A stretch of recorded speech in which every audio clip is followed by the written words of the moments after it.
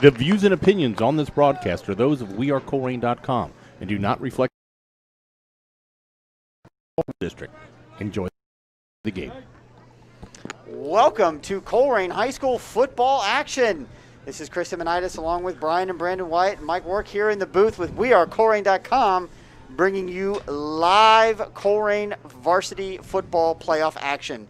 We're in Mason, Ohio tonight, our first road game of the year. Thanks to all of the staff here at Atrium Stadium and Mason High School for allowing us the opportunity to hang out here in the visitors box tonight and bring you this game live via audio. Now, I'm going to say it here, and we're going to say it again multiple times. We are going to be showing you tonight the scoreboard, and we do this every year, but for some reason every year there seems to be lots of people who get a little confused by it.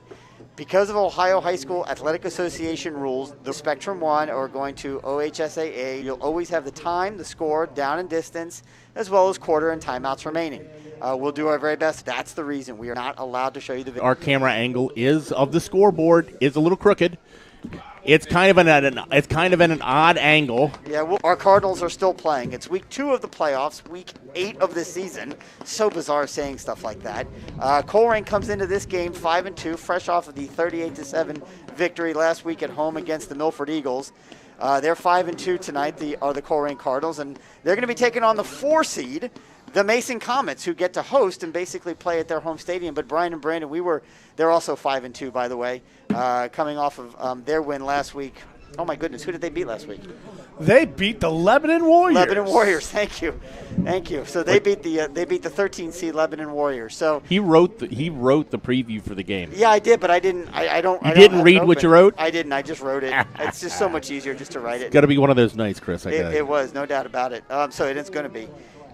Tonight's game, though, is really very interesting because while we are at Mason and we're playing Mason, we talked about it just a minute ago with former Colerain coach Daniel Rod, who visited us in the booth. But this really is kind of our playoff home away from home, it feels like, doesn't it, guys? I mean, we're here seemingly every year.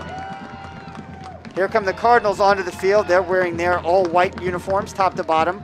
Mason has their white helmets and all green from top to bottom. So it has a very Christmas feel to it out there. Colerain won the toss and defer to the second half.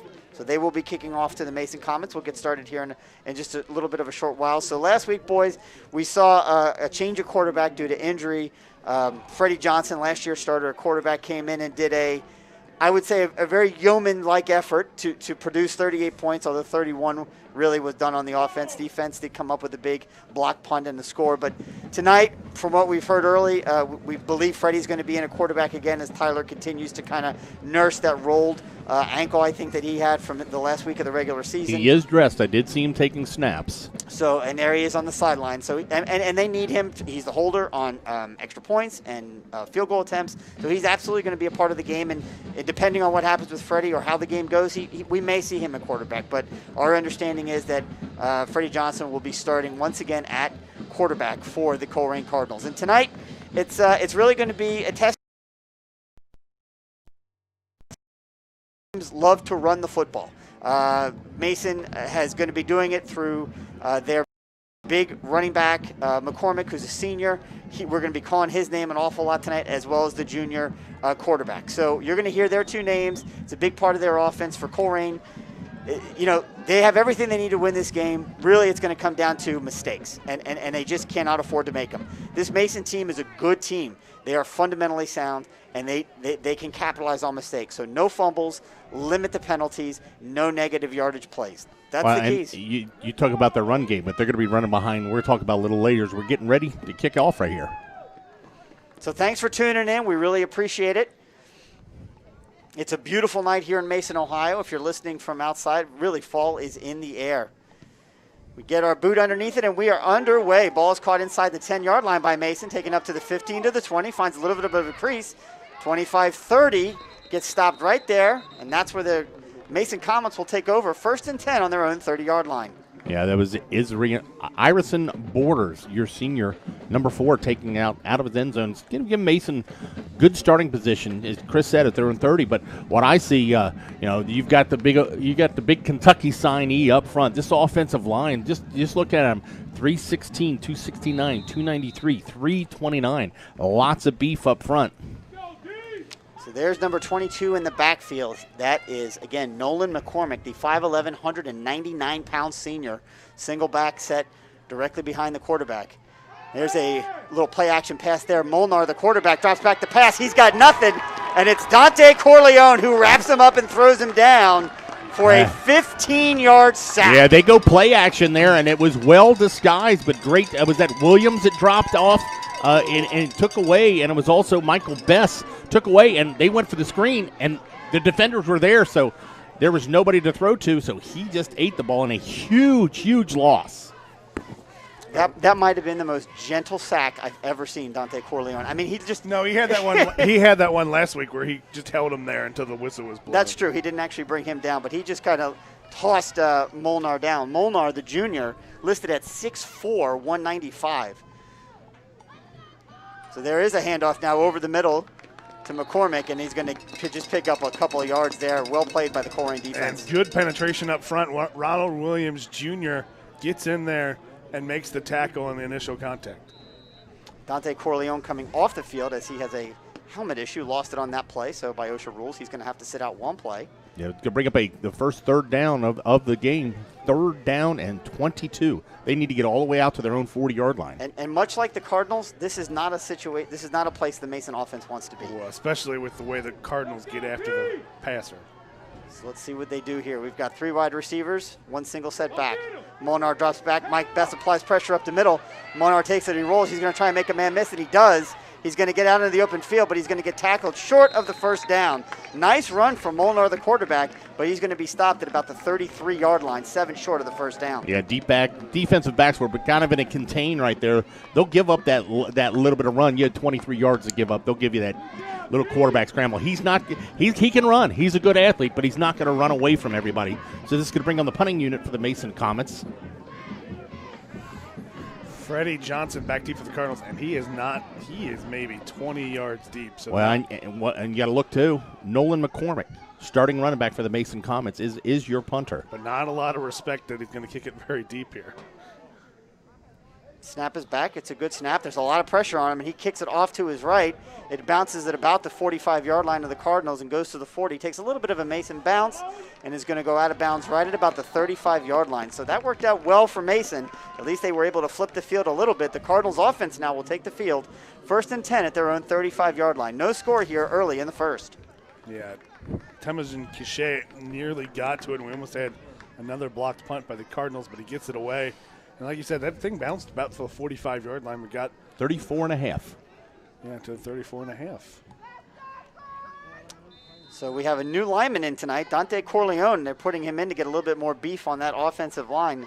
Freddie Johnson in the backfield along with MJ Flowers, who takes the ball from Freddie Johnson, and he gets hit in the backfield. A little bit of a shuffle there on the exchange. It wasn't clean. Well, it was more on the snap that way. Yeah. I don't know if the snap got hung up there. It was a shotgun snap, and it just knuckleballed him, really kind of threw the timing off of the play. They're going to lose 1 on that yard. MJ Flowers, a big part of the past 3 weeks, going for over 100 yards each of the past 3 weeks. Last week, scoring all 4 Colerain touchdowns. Offensive touchdowns. Yes, all 4 of the offensive touchdowns. But technically, again, look at Colerain, 3 wide. Yep. Freddie Johnson.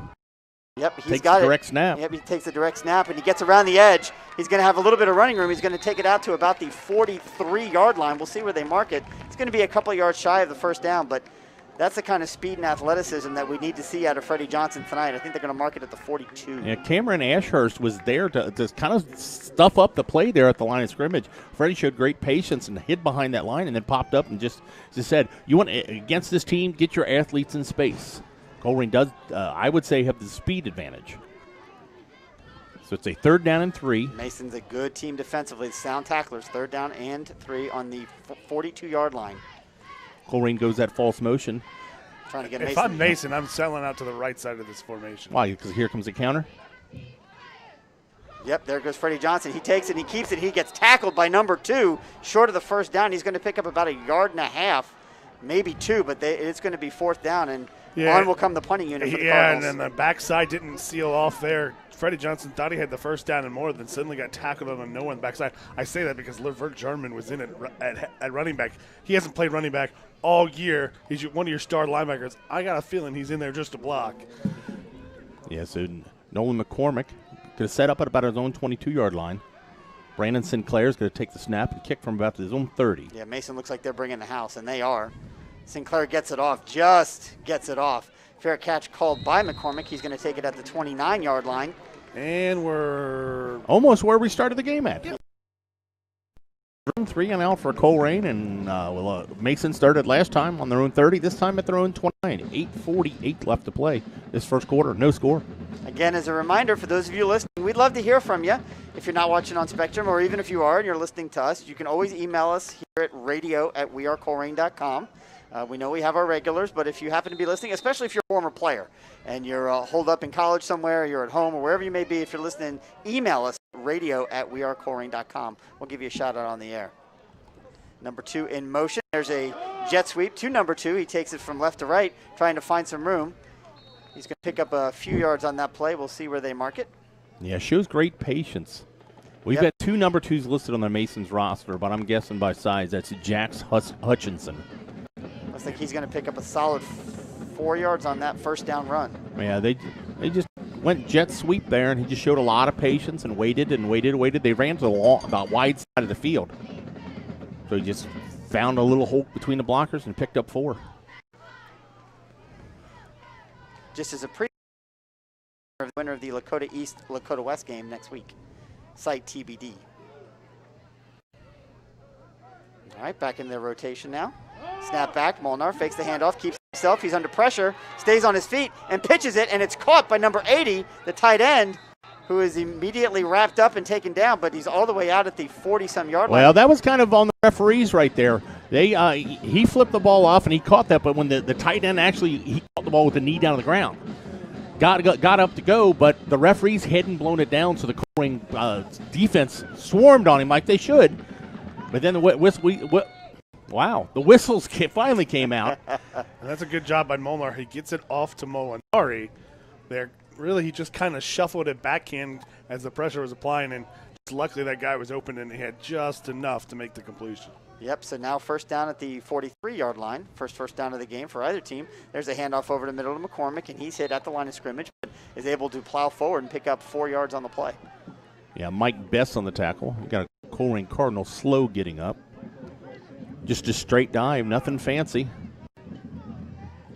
This is going to be a very quick-moving game. We're actually, is the clock not moving? It's hard to say we're because less than we're on 10 plays in the game. I know, it's natural turf, so I would say it's gonna be 4 yards in a cloud of dust, but 4 yards in a cloud of rubber pellets. Yeah, or Nike dust, as it's sometimes referred to. All right, second down and 6 at the 47-yard line. Oh, we've got lots of movement up front. The center looked like he kind of flinched with the ball, but drew a Colerain Cardinal offsides, and let's see who they called on. It looks like, by the way, the referee's not even going to discuss this. He's definitely calling against Colerain, so a free 5 yards. So that's going to take the ball into Colerain territory, down to the 49-yard line. I haven't seen Mason play this year, but we knew they're going to run the ball. But they're running out of shotgun pretty much, spreading out Colerain and just going, I guess, less linebackers. So you're putting that big offensive line against the Colerain big defensive line. Yeah, but they're 3 wide receivers almost every play, shotgun formation again. Yep. One wide receiver in motion. Fake the handoff, does it. Number 7 keeps it. He takes it up the field, and he gets out into the open.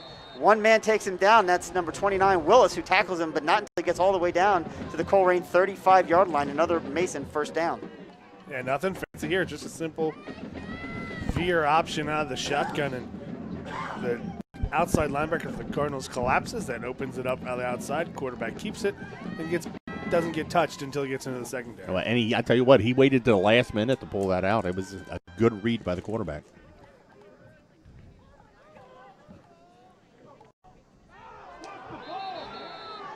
Again, they go hard count. I believe Colerain is giving them another free 5 yards. These are the kinds of mistakes, unfortunately, that the Cardinals have made really all throughout the season. You look at the stat sheet, and there's not a whole lot of yards at the end of the game, maybe 25, 30, 35 yards, but 5 yards here, 5 yards there, it absolutely can affect the game. Now it's first down and 5. Mason didn't have to do anything to make that happen. They're just outside the 31-yard line, almost in field goal range. First down and 5. Single back set. There's the handoff once again to McCormick. He squeezes through the middle, makes several guys miss. Is still on his feet. Sinclair finally wraps him up, but not until he gets down inside the 15-yard line. Great run for the senior McCormick. No, there really wasn't much of a hole there. He just kind of stayed patient and kind of moved with the slight crack that was there. There was Cardinals, there was Mason Comets all around him, and he just popped out there. Good patient run. One of the best runners in the GMC, and really, again, the linchpin of their offense. The Cardinals are really going to need to focus on him and the quarterback tonight. Yeah, as much as they spread it out, it goes between quarterback, fullback, or running back, almost exclusively between these two. Yep, there's fake handoff. 7 takes it once again. This time he gets wrapped up by number 22 right at the line of scrimmage and gets taken down for a very short gain. Yeah, Terrell Banks is there to make the tackle. Oh, sorry. Yeah, Terrell Banks. No, Temmons again. Cachet there to make the tackle for the Cardinals. Gained about a half yard. Just outside the, what is it? That's a 12-yard line, 13-yard line. And you know what? And I've said this in the past. This is so strange. This is playoff football. Yep. And it is one of the quietest nights with no fans here. But yeah, it's really lacks intensity. I'm sure that's tough for both sides. Molnar takes it once again. This time fakes the handoff, throws it, and it is incomplete. Incomplete. Yeah, and it's probably a good thing for the Mason Comets. Devontae Kiner coming from the safety spot. Really, again, not really expecting much. They're just bringing the safety on a blitz, isoing on the outside. And Kiner gets a hand on it, knocks the ball down as he was applying the blitz. Probably a good thing for Mason he does because Sean Williamson's right there to undercut number 16, Brett Wexelblot at receiver. So, interesting play call there on second and long. Now with the incompletion, it's 3rd and long. Let's see what they do here. As it goes man in motion, number 6. Molnar takes it, fakes the handoff, keeps himself, tries to get enough for the first down. He's going to be short. He's going to be tackled down just shy of the 5-yard line. Don't think he's going to have quite enough. A couple yards short, but actually close enough to contemplate going for this on 4th down. And well, it's 4th down and 2, and they're leading that offense out there. It's shorter than that. It's 4th and 1. They are at the 6. They need the 5, just inside the 5 for a first down. Yeah, it's kind of hard to tell from this angle. But Cardinals defense have a chance to keep Mason wanting points if they can stop him here. Once again in the shotgun, Michael Molnar, the junior, takes it, drops back, looks to pass, not a whole lot of pressure. Good coverage, and it's intercepted. Number 20, Lavert Garman gets his hands on it and takes it back for the Cardinals. Why would you do that? You have 4th down and less than a yard, and you go play action and try to throw the ball. You throw the ball on 4th and 1. And it's not even a play action where you're rolling and maybe it's a run pass option. It's just a quick play flake up the middle and throw the outside. Was that Jarman that came up with Jarman gets about an extra 6 yards for his offense.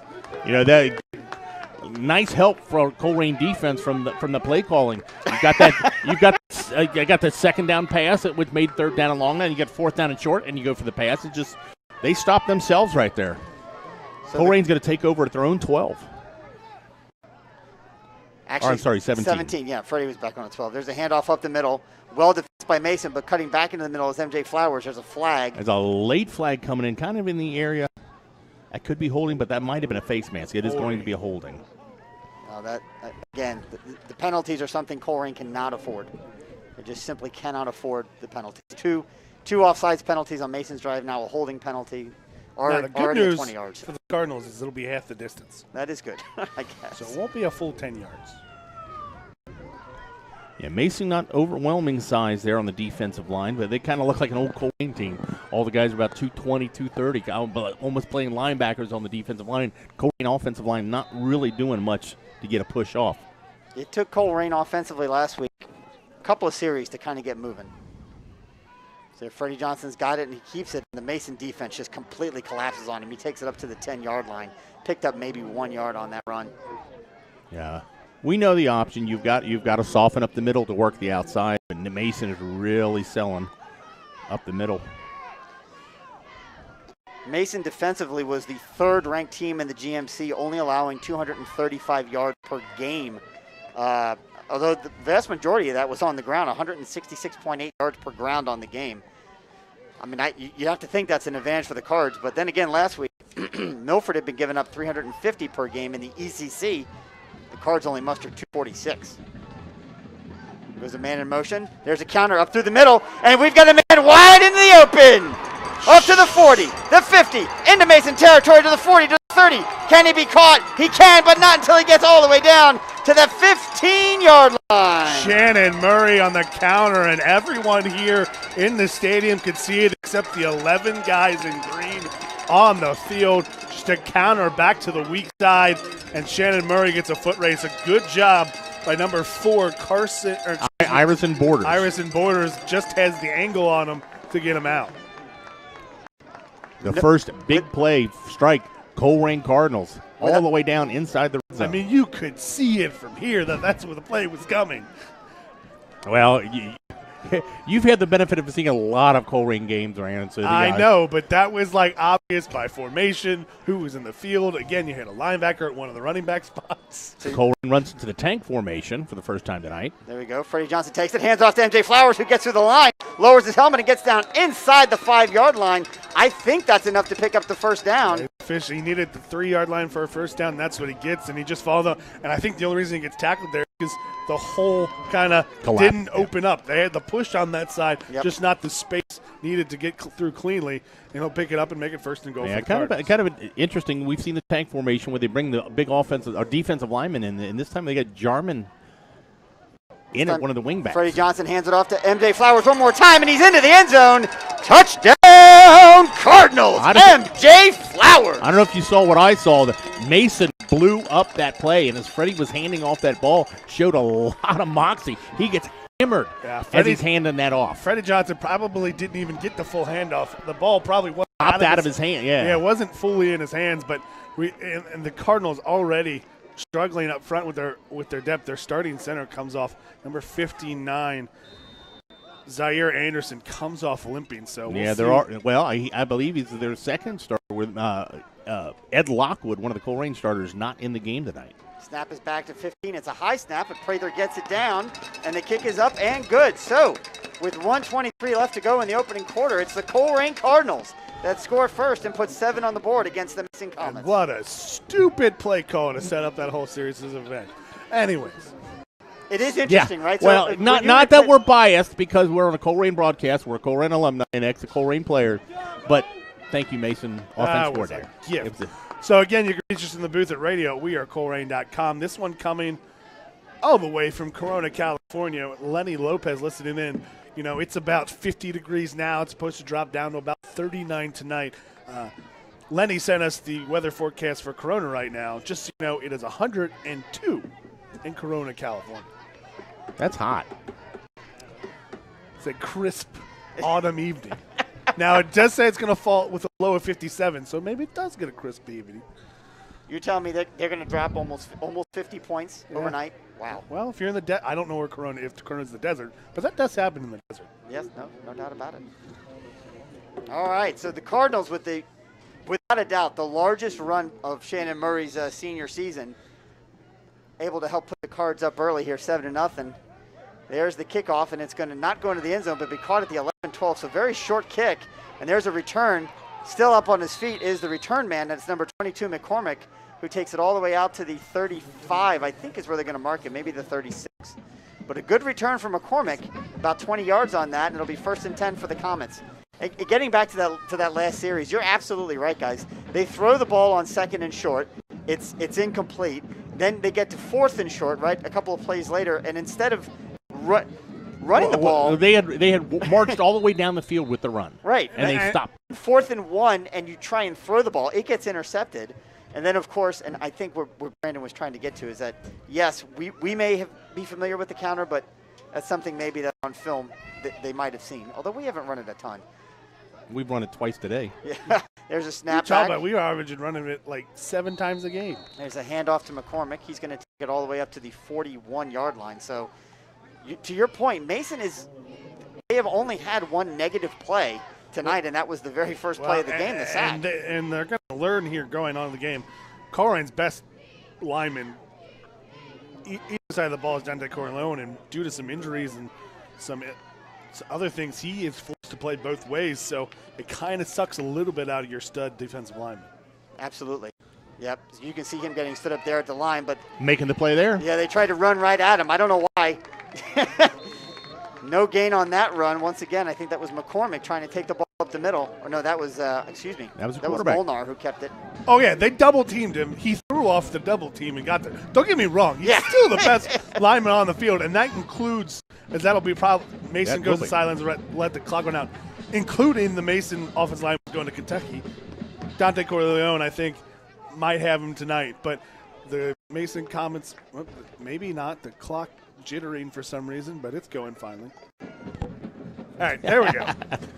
And that will do it after 1 quarter of play here. How long did that take? At Atrium Stadium at Mason 21 minutes. Yep. High School.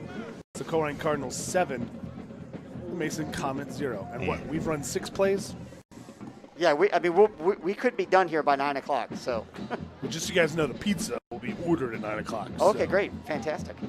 And we'll try and give you updates on scores throughout the city tonight. A couple of big games. Obviously, we mentioned it earlier. Lakota East, Lakota West going on right there. They didn't get a chance to play in the regular season, I don't believe. So this is another, again, teacher versus student. Rick Haynes at Lakota East coaching against his student, Tom Bolden at Lakota West. We saw it many, many years while Tom was at Colerain. And early score is Lakota East 7, Lakota West 0.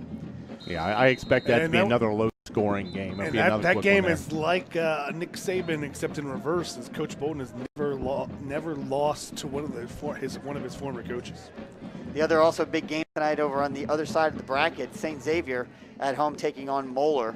After Moeller dispatched of Hamilton last week, which I got to tell you guys, I was a little disappointed by. I mean, with the way Hamilton played inspired against us, I thought they would have put on a little bit better performance against Moeller. It just didn't happen.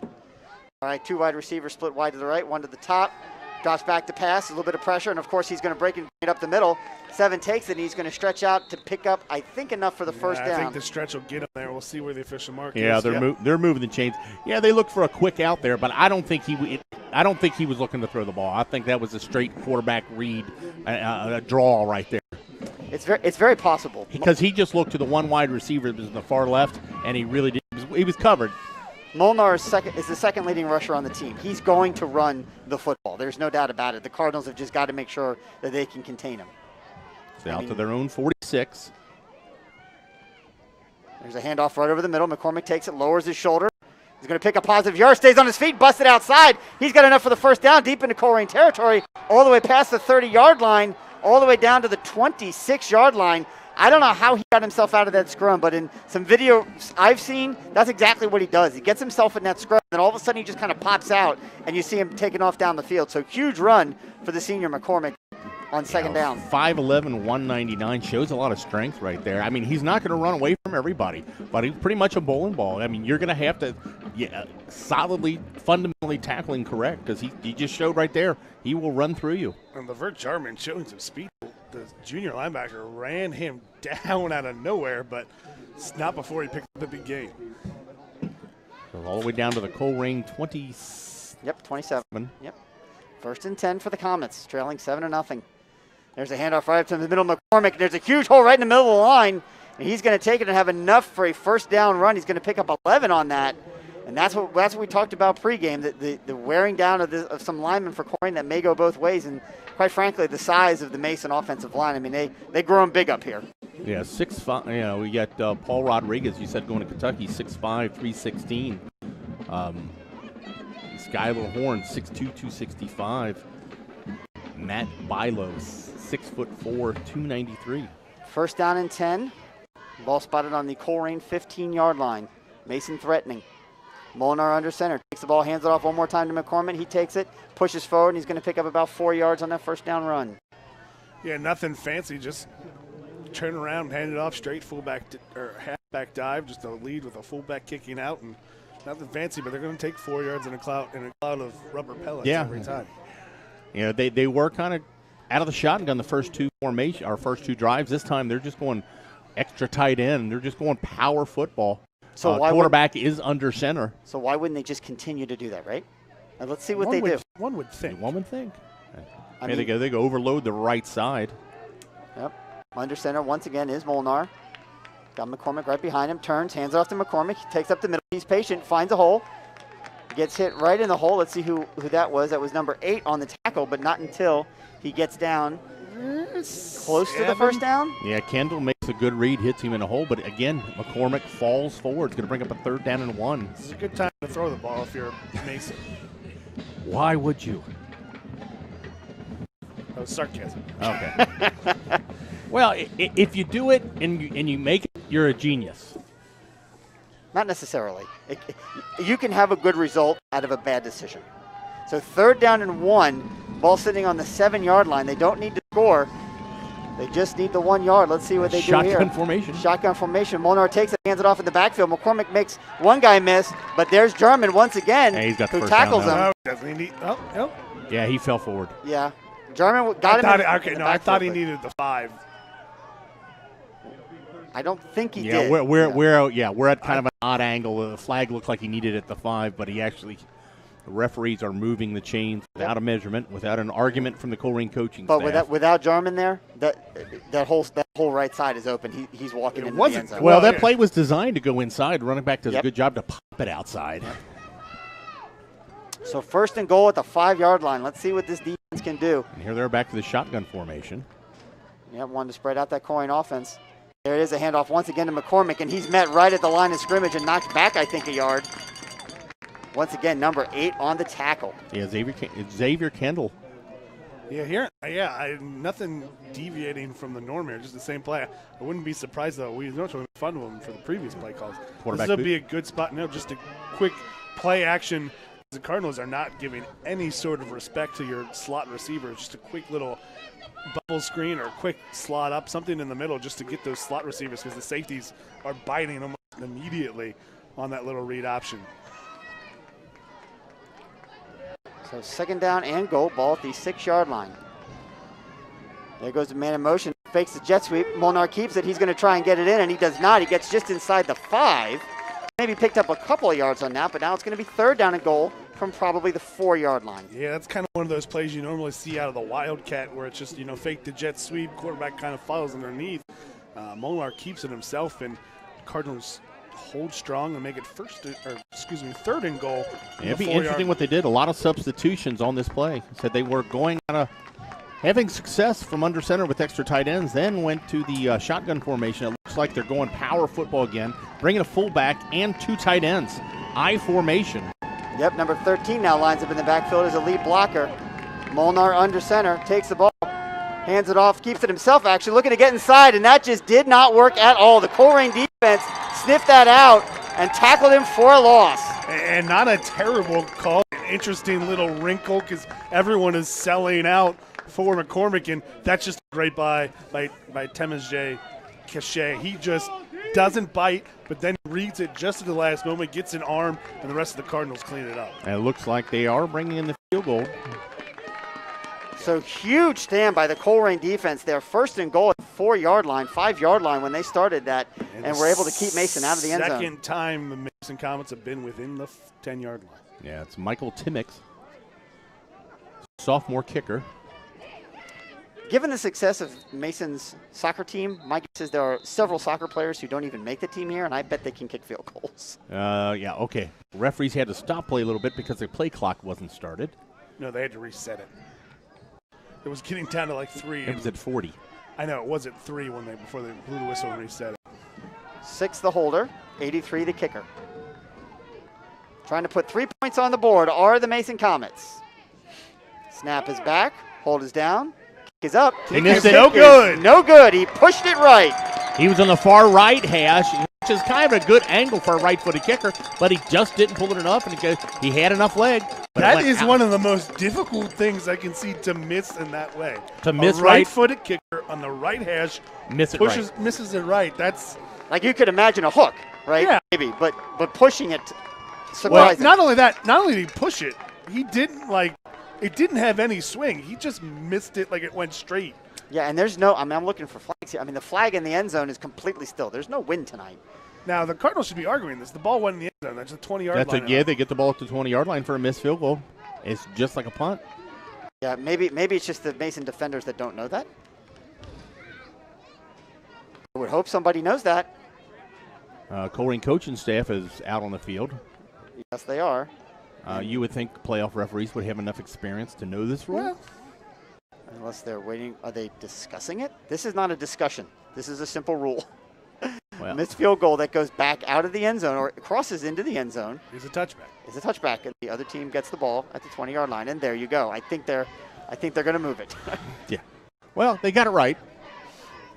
Yes, it just makes you a little concerned. It's like what? Hopefully, there's no other really difficult plays that need to be figured out later in the game. Again, it's 2 trips inside the 10-yard line for the Comets, 0 points. That's a great point, Brandon. See if Colerain can capitalize on that missed field goal. Only 5:46 minutes left to play. There's not going to be many possessions in this game. No, there isn't, and every possession is absolutely critical. So Freddie Johnson under center, traditional wing formation. Shannon Murray in motion. There's the handoff to MJ Flowers. Lowers his shoulder. He's going to pick up about 4, maybe 5 yards on that first down run. You say traditional, but this is more 2 tights. There's no wide receivers on the field. Cachet, who made the big defensive play here, in as an extra tight end. You got Ringer playing both ways, Corleone playing both ways. Now both of those it seems like Corleone and Ringer are playing both ways, but they're also rotating in and out. You're absolutely correct, Brandon. We always refer to the wide receivers as wide guards, but they're not out there. Yeah, Stanley. Wing formation with 2 tight ends. Freddie Johnson under center. There goes Murray, who takes it on a jet sweep. He plants his foot, tries to turn it up. He's going to get tackled by 3 Comets, but he's going to pick up 4 yards on the play, and it's going to be 3rd down and short. You know, they sell it on that, and Freddie keeps it on a bootleg there. Oh, Maybe I think dump one off to the tight end. Well, you got 2 of them in there. We don't know if either one can catch because we don't have a tight end catch on the year. One of these days, our quarterback is going to throw to a tight end, and you two are going to lose your collective minds, and I can't wait for that day. So 3rd down 3. Shannon Murray with this short stop, and these, dare I say, these Mason kids are just too smart. They're not going to fall for that. Oh, that's just not right. They're not dummies. I mean, let's be honest. Not all of them. Not all of them. I'm sure there's a bell curve. Freddie Johnson takes it, keeps it himself, gets it across the 30, gets the first down, takes it up to the 35-yard line, and that's where he'll get tackled by 4 Mason Comets, but not until he picks up another Cardinal first down. And that's a really smart move by your senior captain. That's just a simple quarterback, fullback option to the left in the big formation. And he could have maybe tried to bounce it outside and gotten more yardage, but he knows I need 2 yards for the first down. I'm going to tuck it inside and just fall in and pick up enough for the first down. He gets about 7 yards on the carry. Yeah, well, and this formation kind of takes a little bit of linebackers' momentum out of it because you get that extra. You normally leave one of them free and coming, but you get your heads up when you get 2 tight ends in the ball game. Cardinals, no one in the backfield. A little bit of confusion. MJ Flowers kind of looking one way or the other. He goes in motion. He's going to take the jet sweep and take it around to the right side. Let's see how he can do. He lowers his shoulder. The fullback does, and he takes the ball all the way out to the, we'll say the 44-yard line is where they're going to mark it. And so I'm not kidding. Big run for MJ Flowers. No one in the backfield for the Cardinals. They go with 4 tight ends, 3 of which are linebackers for the Cardinals. They line up all in the line of scrimmage. MJ Flowers takes 1 step back, goes in motion, and takes a jet sweep for 9 yards. We'll take that on 2nd down every time. 2nd down and 2 officially on the scoreboard. And most importantly, with continuing to run the ball with the lead, the Cardinals have an opportunity to run out this clock in the first half. And a little rock up front, and the Cardinals will be offsides. That was one of those where you have a defensive player, linebacker, who's not used to being in a 3-point stance. Yeah. Kind of had a, I don't know if it was an itch or a little nerve there, but tried to catch himself. But that's offsides. It's a little bit of motion up front would be 5 yards. That is the 3rd pre-snap penalty for the Cardinals. Well, clock's still running. We're down to 3:08. Yep. Again, possessions are going to be very limited and very valuable tonight. There's a very tight formation by the Cardinals. At least a tight end right down the middle of the field. Let's see what happens here. Freddie Johnson under center. There goes man in motion. He rolls out to his right, looking for some blockers. He's going to pick up a few blockers, knocks down one man, spins out of another. He's going to pick up the 5 yards that they just lost on the penalty. And it's going to be 3rd and about 3.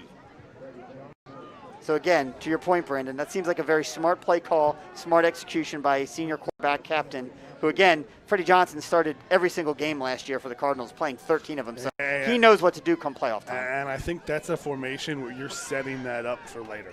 You're setting up, we run these jet sweeps, run these jet sweeps. Oh, look, Isaiah Meyer just slipped out uncovered. So I think those are setups for later in the game. So 3rd down and 4 officially on the scoreboard. Cardinals have 3 timeouts, so there's not a lot. They're not a huge impetus to go too fast here. Just get the first down. Yeah, get the first down. There goes Amari Shannon. There's the counter. Once again up the middle. Shannon Murray takes it. This time he gets hit, and he's going to get up. He's not going to get it. He's going to be stopped. Well, he kind of slipped through. He's going to be 2 yards shy. He's going to be a yard shy. They're going to mark him at the 44-yard line. He needed to get to the. That was an offensive, a big scrum of bodies right there. I saw one pop through, and that was one of the offensive linemen. You're right. He's actually almost more than a yard short. Yeah. And timeout Mason. And this is a good kind of, even if Colerain doesn't intend to go for it in 4th down, it was a good job to keep the offense. This would be a great place for a fake. It would be a good place for a fake. But it was a good job to keep the offense on the field because you made Mason use one of the 3 timeouts. That's a great call. That's a great call. You're right. Instead of them just coming right off the field, you mean? Yeah. Yeah, at the end of the play. Yeah, as good as your defense has been playing, again, we know Mason's not going to throw the ball deep. Limited time, 1:42 left to play, 2 outs, or with 2 timeouts left. You've got Sinclair, who's a tremendous athlete. Yeah, no doubt. Back there, and he could have the option to run at this point, but we talk about it, we joke about it, the fake. This would be a good where I would contemplate it. You talk about as good as the defense has played, though. I mean, they've been run on, right? I mean, they've been run up and down the field. I will tell you one thing right now. Sinclair is not on the field. They're going for it here on 4th down. Or Freddie's going to punt it. One of the 2. In my estimation, there's absolutely no reason to go for this on 4th down. You have 1:42 left in the half. You have a 7-0 lead. You're in the playoffs. You can't hold anything back. Yes, you can. You're killing me with that. You can't hold anything. We're not even at half. They're going for it. Okay, I don't. Either that or they're going to try and call them off sides, get them to jump off sides, which I just can't imagine is going to be the case. And we got 2 guys now that drop back. I'm going to call timeout. We'll see what they do. Yep, timeout. They had timeout. Well, the referee on the field calls a flag for delay game, but I believe the timeout was called from the sideline, so they should wave off this flag. Yeah, I mean, they had no intention of going for that. Well, they run a couple motions, a couple false stops. Yeah, see if you get him to jump. And Freddie was looking to the sideline for the coach, and I think they had if they saw what they wanted to see. Well, I didn't see anyone jump from Mason, but again, COVID-sized crowds, you hear everyone. There is one mom that is very vocal that they jumped, but I didn't see it.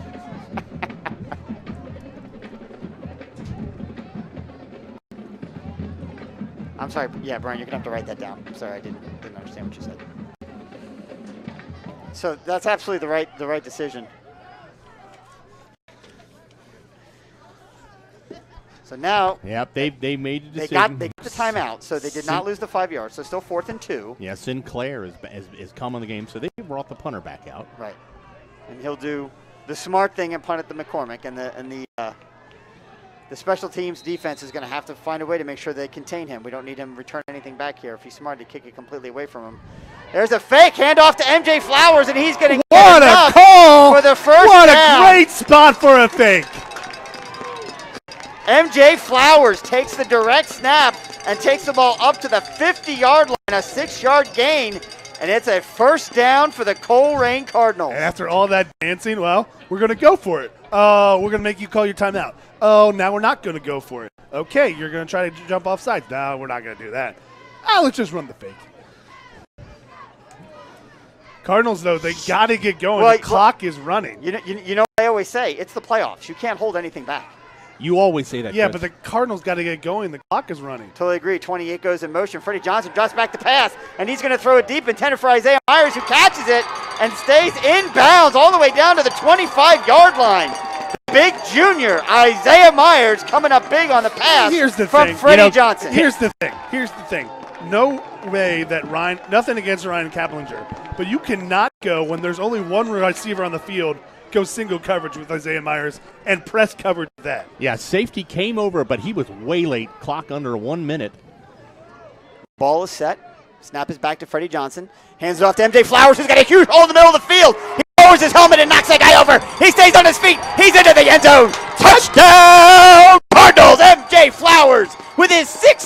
touchdown in 2 games. The Cardinal train is rolling. 13-0. You know what happens, Cardinals, when they run a 2-minute offense? You know, Who needs the timeouts? You just go the option, back to the option. Freddie Johnson gives it. MJ Flowers, the wide open middle. Then he gets on an angle and just makes the safety miss on a bad angle. Well, I don't say he missed. The first one did. The second safety, he lowers his shoulder onto him, rolls over top of him, and lands in the end zone. Go pinch knee back for the extra point. Casagrande with the snap. Prather with the hold. Kick is up and kick. He's good with 44.7 seconds remaining in the first half. It's the Colerain Cardinals 14. The Comets of Mason 0. Remember, if you like what you hear, remember radio at wearecolerain.com.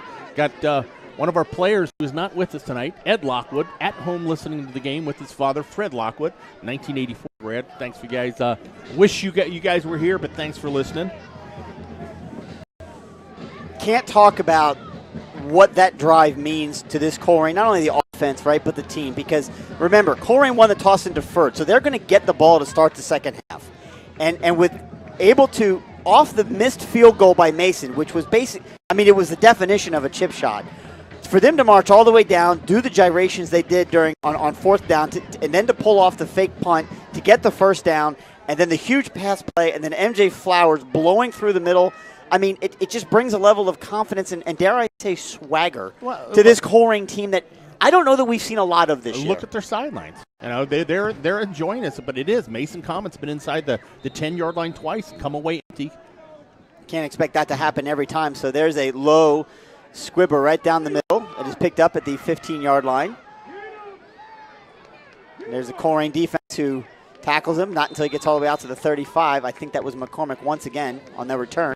So the Comets have had good starting field position all night between the 30 and 35-yard line. Yeah, not a lot of wind. As a matter of fact, almost none at all. That's just it. And it's cold. The ball's not going to trail. That was an intended squib kick. But that's what I'm saying. But Colerain has, I guess, without the threat back there, they're just squibbing every kickoff. Here's the thing: as we're almost done with the first half, St. X Muller is not out of the first quarter. And there's a lot of points already scored by one team in particular. Yeah. So we'll get you those. We'll get you the scores during halftime. We'll take a break, obviously, when we get there. There's a fake handoff. Molnar keeps it. He tries to take it around the side, and he's going to be hit and tackled, taken down to the turf by number 30 for the Colerain Cardinals. Yeah, Terrell Banks, the entire staff of the Cardinals was yelling holding, but Terrell Banks didn't really mind it. He gets off of that block and picks up the tackle and holds it to a 3-yard gain. The clock is stopped? No, it's going. Okay. They're waiting for the play clock right now. Yeah, so they really don't have to run a play. They're not going to. They're lined up like they're going. Yeah, there's only 5 seconds left on the play clock or on the game clock. Let's see what he does here if he gets it off, and he did. So this will be the final play of the first half. They didn't have to run a play. Why are you doing it? I don't know because you risk a fumble. Either way, at the end of one half of play here at Mason High School, it's the Colerain Cardinals 14, the Mason Comets 0. They had a couple of bumps in the road, but I'll tell you what, the Colerain Cardinals are, I'm not going to say they're skipping off the field, but you can see there's a real bounce in their step, and the Comets have got to ask themselves, well, what did we do wrong? I mean, they ran the ball effectively. They moved the ball inside the 10-yard line twice, came away empty-handed both times, outside of a couple of big plays and a fake punt. They haven't really done anything wrong yet. They find themselves in a 14-0 hole here. What they did wrong was throw the ball on fourth and short and miss a field goal. I understand. It's 2 plays. And essentially, those both turned into turnovers. Now, the fourth down interception would have been a turnover either way, turnover on downs or that interception that we got. But the missed field goal is effectively itself a turnover, especially from that sort of a distance that they expect to make that. So the Cardinals have capitalized on both of the Comet mistakes. So we're going to go ahead and step away here for just a minute. For those of you listening live on wearecolerain.com, thank you so much for tuning in. You can see the scoreboard is lined up right there in your camera. So we'll come back with about 5 minutes to go in the half, and we'll do scores. I don't think we can do stats. We'll hope someone on Twitter posts stats. And here's the other thing about scores. We're at halftime. Everyone else has just ended their first quarter. Right, so there'll be early scores. We'll be doing a lot of updating in the second half, and they won't even be final. So thanks again for tuning in to wearecolerain.com's live audio presentation of Colerain Cardinal varsity football action. We'll be back in about 10 minutes with scores from around the area.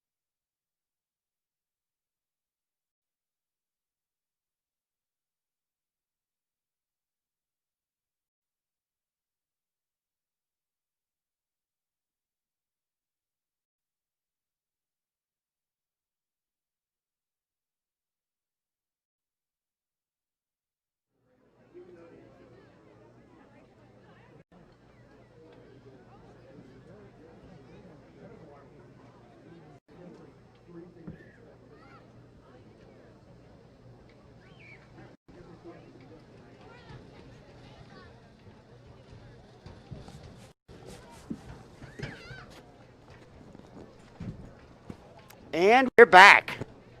Thanks for tuning back in. We took a little bit of extra time trying to get as many scores as we could, as Brandon talked about. Oh, put a lot of pressure on me. I only got 3 scores. I know that's what I'm saying. Like Brandon said at the beginning, our first half went by so fast. Many of the other games are just getting into their second quarter or midway through their second quarter. We're trying to pull stats off of Twitter, because if you've ever been to Mason, they have separate press boxes. Yes, they have one on each side. The stats are all the way across the field. It's cold out. Right. Chris didn't want to cross the field. Why is it on me? I don't understand. Do you guys not have legs to work? Nope. I have a chair. You're standing. You're closer. You're already halfway there. You're on your feet. So, yeah. So thanks for, again, coming back to WeAreColerain.com's presentation of Colerain Cardinal football here in Mason, Ohio at the Dwyer Field at Atrium Stadium. The Colerain Cardinals have a 14-0 lead on the Mason Comets. Both teams are back out on the field now, starting their warm-ups. The Cardinals will get the ball to start the second half, but there are some other big D1 games going on in the area, some rivalries both in the GMC and the GCL, and then GMC GCL type games. So it's very interesting. Brandon, I'll turn it over to you. And what are we seeing so far in those games?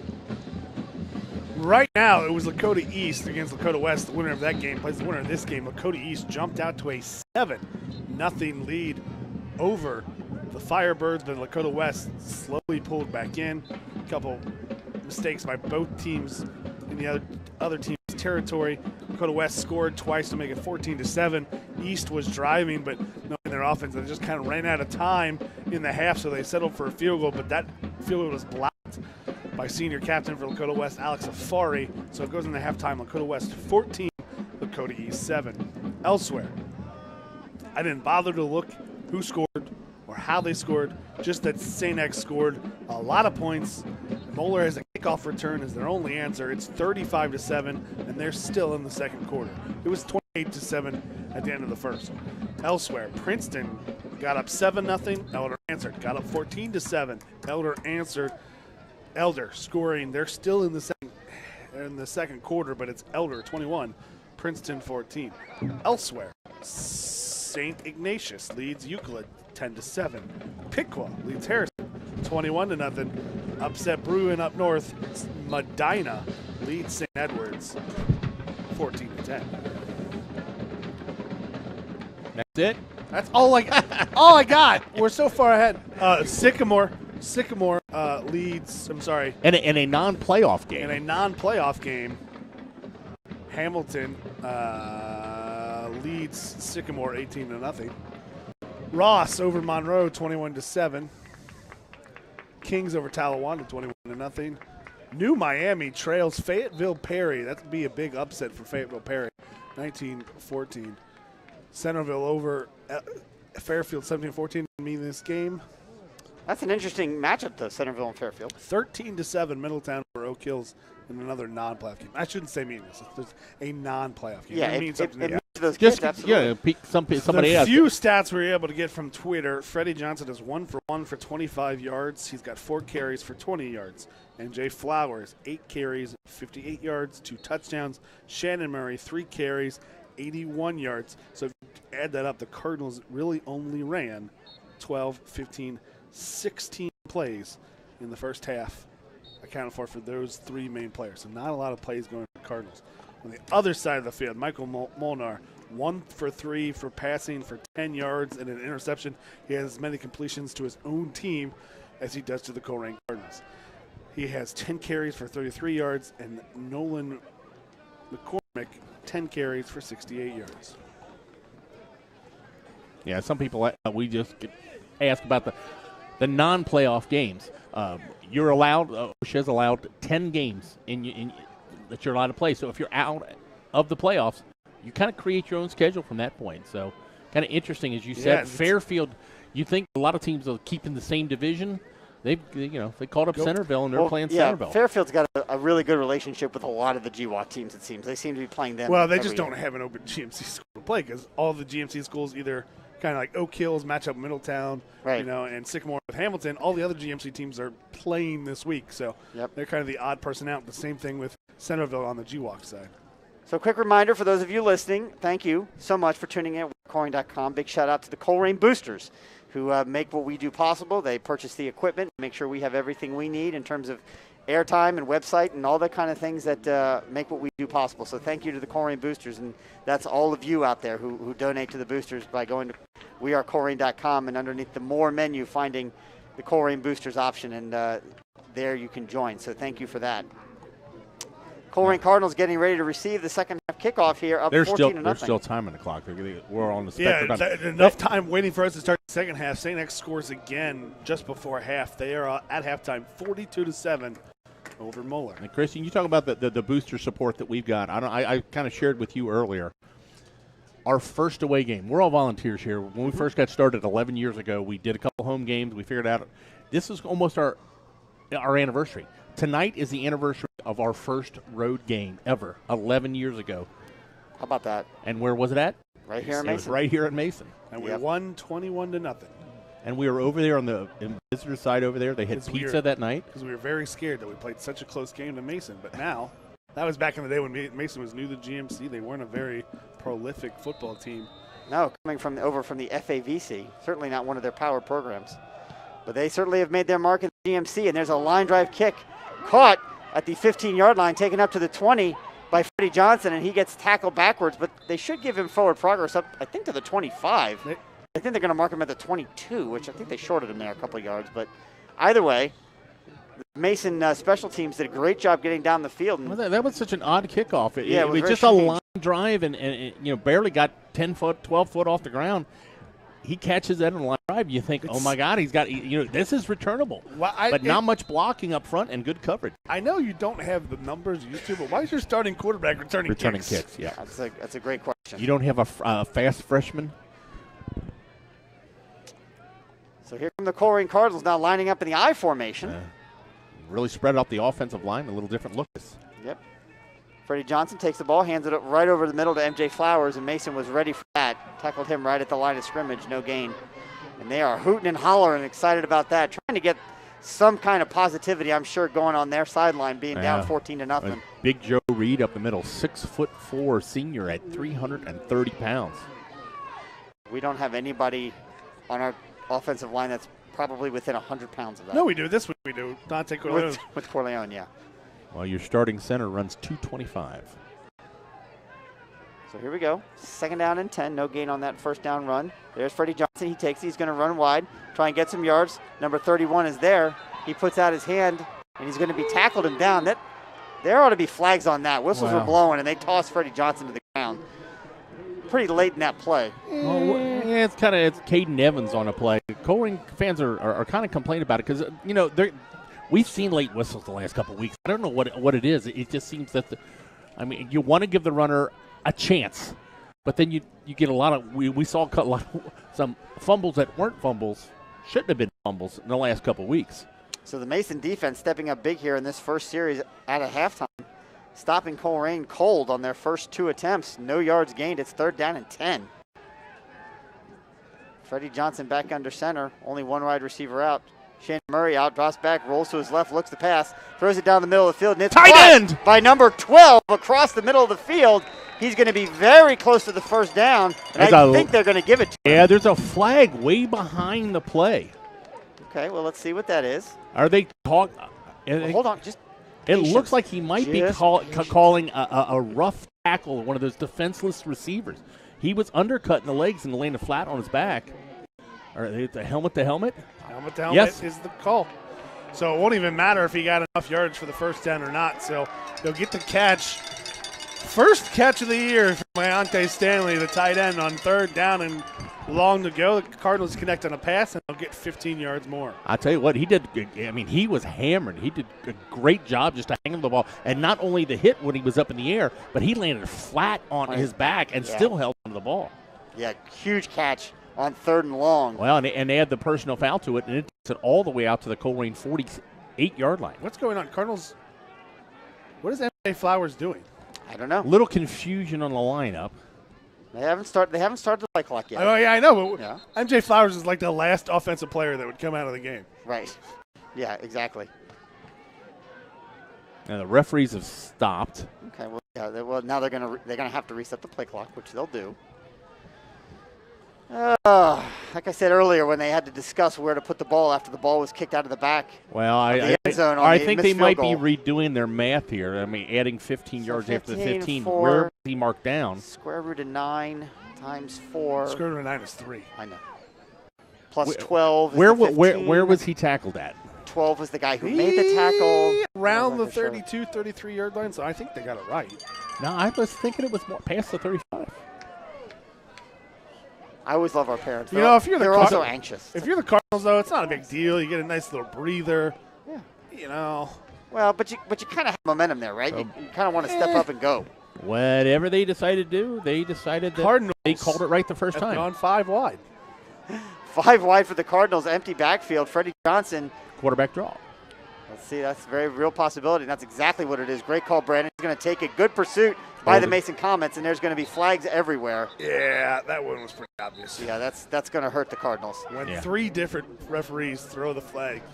Well, they read the quarterback draw, and there was nothing up the middle, so Freddie tried to pop it outside. When you go out there was a lot of Mason Comets and not that many blockers in front. The good news for the Cardinals is it's only going to be a 9.5-yard penalty because it's a spot foul and it was about a half-yard past the line of scrimmage. So they won't have to. So they got that going for them. They'll be first and 19.5, not first and 20. Brian, always the optimist. So we got that going for us. He hasn't called us the right name all night. What'd I say, Brandon? You said Brian. No, he did. Brian I'm did Brandon. Brian he was did commenting say. about I was mine. commenting about what he said when he said, so they got that going for him. I was the one who. He pointed out the joke, but you didn't hear the joke. You heard my comment to the joke. Yeah. It's like you never see the first guy in the fight. Never do. First and 21 now for the Cardinals. There's a counter up the middle. Missed on the backfield, but that Mason defensive line just kind of plugs up the middle. Picked up about 4 yards on that run up to the 40. So it'll be second down and about 16, 17 and a half. We'll see where they mark it. They mark it second down and 18 on the board. Yeah, they're going to give him 3 yards. Mark it at the 40. I mean, again, if you're trying to find some silver lining here, they have a 14-0 lead, and all this does is just milk the clock a little bit. But well, plus you flip at this point, you've got enough yardage to flip the field if you aren't successful here, even with the penalty. Yeah, there's nothing wrong with a punt. Cardinals have only punted once so far this game. They've only had the ball 3 times in the first half. Scored 2 touchdowns on 2 of them. There's a snap back that Freddie Johnson didn't look like he was ready for, and he throws it, and it is. I'm not sure if that was caught or not. It was not. It was intended for number 2, but that whole play looked like it was just a mess. Yeah, I think the center snapped it a little early there. Yeah. He's been nursing a bad ankle. We've seen him struggle the whole time. He's toughing it out. Is that Zaire Anderson? Yeah. Zaire Anderson, just a sophomore. Yeah, Freddie does a good thing there. He wasn't looking for the completion. The snap came back early, and he just kind of rolled out and he just threw that ball away. Myers got close to it, but you didn't want him to catch it. Well, if he did catch it, he was going to catch it and go right to the turf. So you're right, though. That was a smart play by Freddie Johnson. So third down and 18. I don't know what you're running here. How about a quarterback draw, trying to find some room up the middle, and he does.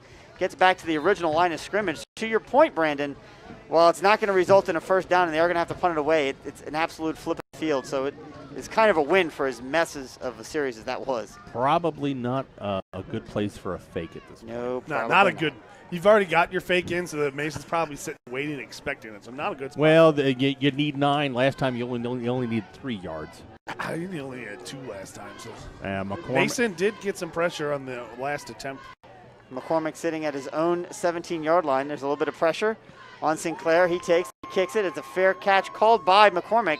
He takes it back at the 15-yard line, and that's where Mason will take over for their first offensive series. And there's also a penalty flag on the field, holding against Mason, so take it half the distance. Yeah, the guy that made the big tackle earlier, Harrison Borders, a little bit after the play, hit a nice takedown. But you can't really do that when you're blocking. Well, you can. It's just a result in a penalty flag. So that is going to be. There's a plea for the defense. God, I love our ambient Mike during these games. They're tremendous. Mike doing a great job here on the board. It's 2 weeks in a row. Again, the referees got to get together. Well, they're bringing the chains down. It's Well, the playoffs. It's the playoffs. So you get they've got to figure the spot of the ball, and then the players were all ready to go. But they had the chain. The chain crew did what they were supposed to do. They stay still until they're told to move. Exactly. Yep. So with the penalty, the Comets will start it at their own 13. 7. Oh, yes. No, that's an 8. That's an 8. 7 or 8. Either way, inside the 10-yard line. Shotgun formation again, 3 wide. Yep, 1st and 10. Molnar in the shotgun, takes it, drives back, quick pass out to number 16, who takes it up to the 10, the 15. Gets knocked out of bounds, but not until he gets up to about the 17-yard line, maybe the 18. So good little quick, that's actually enough for the first down. Yeah. They were at the 8, they got to the 18, so. Brett Wexelblack, 6'4", senior. Just a quick out. Two guys, one wide receiver, and is that a late play? No. I can't, they throw that beanbag thing to mark the ball around after a play, and I always see that, and I think it's a flag. You're easily confused. Yeah, it's shiny objects. Easily distracted. First down for Mason Comets. 2 wide receivers split wide to the right. Molnar in the backfield, along with McCormick. Looks to pass once again. He keeps it. He holds it. Hold a little bit of pressure. A little bit of pressure on him. 66 pancakes. The Colerain defender. And the pass is incomplete. Intended for number 11. And there's another late flag after the throw. In the area of holding. Well, I think this might be a man downfield. I don't know. We'll find out. The soft. Mason looks to be retreating back towards the end zone, so I think they know it's against them. Yeah, it is holding. Yeah, with a play like that, it could have been, just a long play developed after that scramble. Well, one of the offensive linemen, I saw it, and then also he was engaged into the Colerain linebacker, and then you see the Colerain linebacker, it was Terrell Banks, just kind of flying in the air.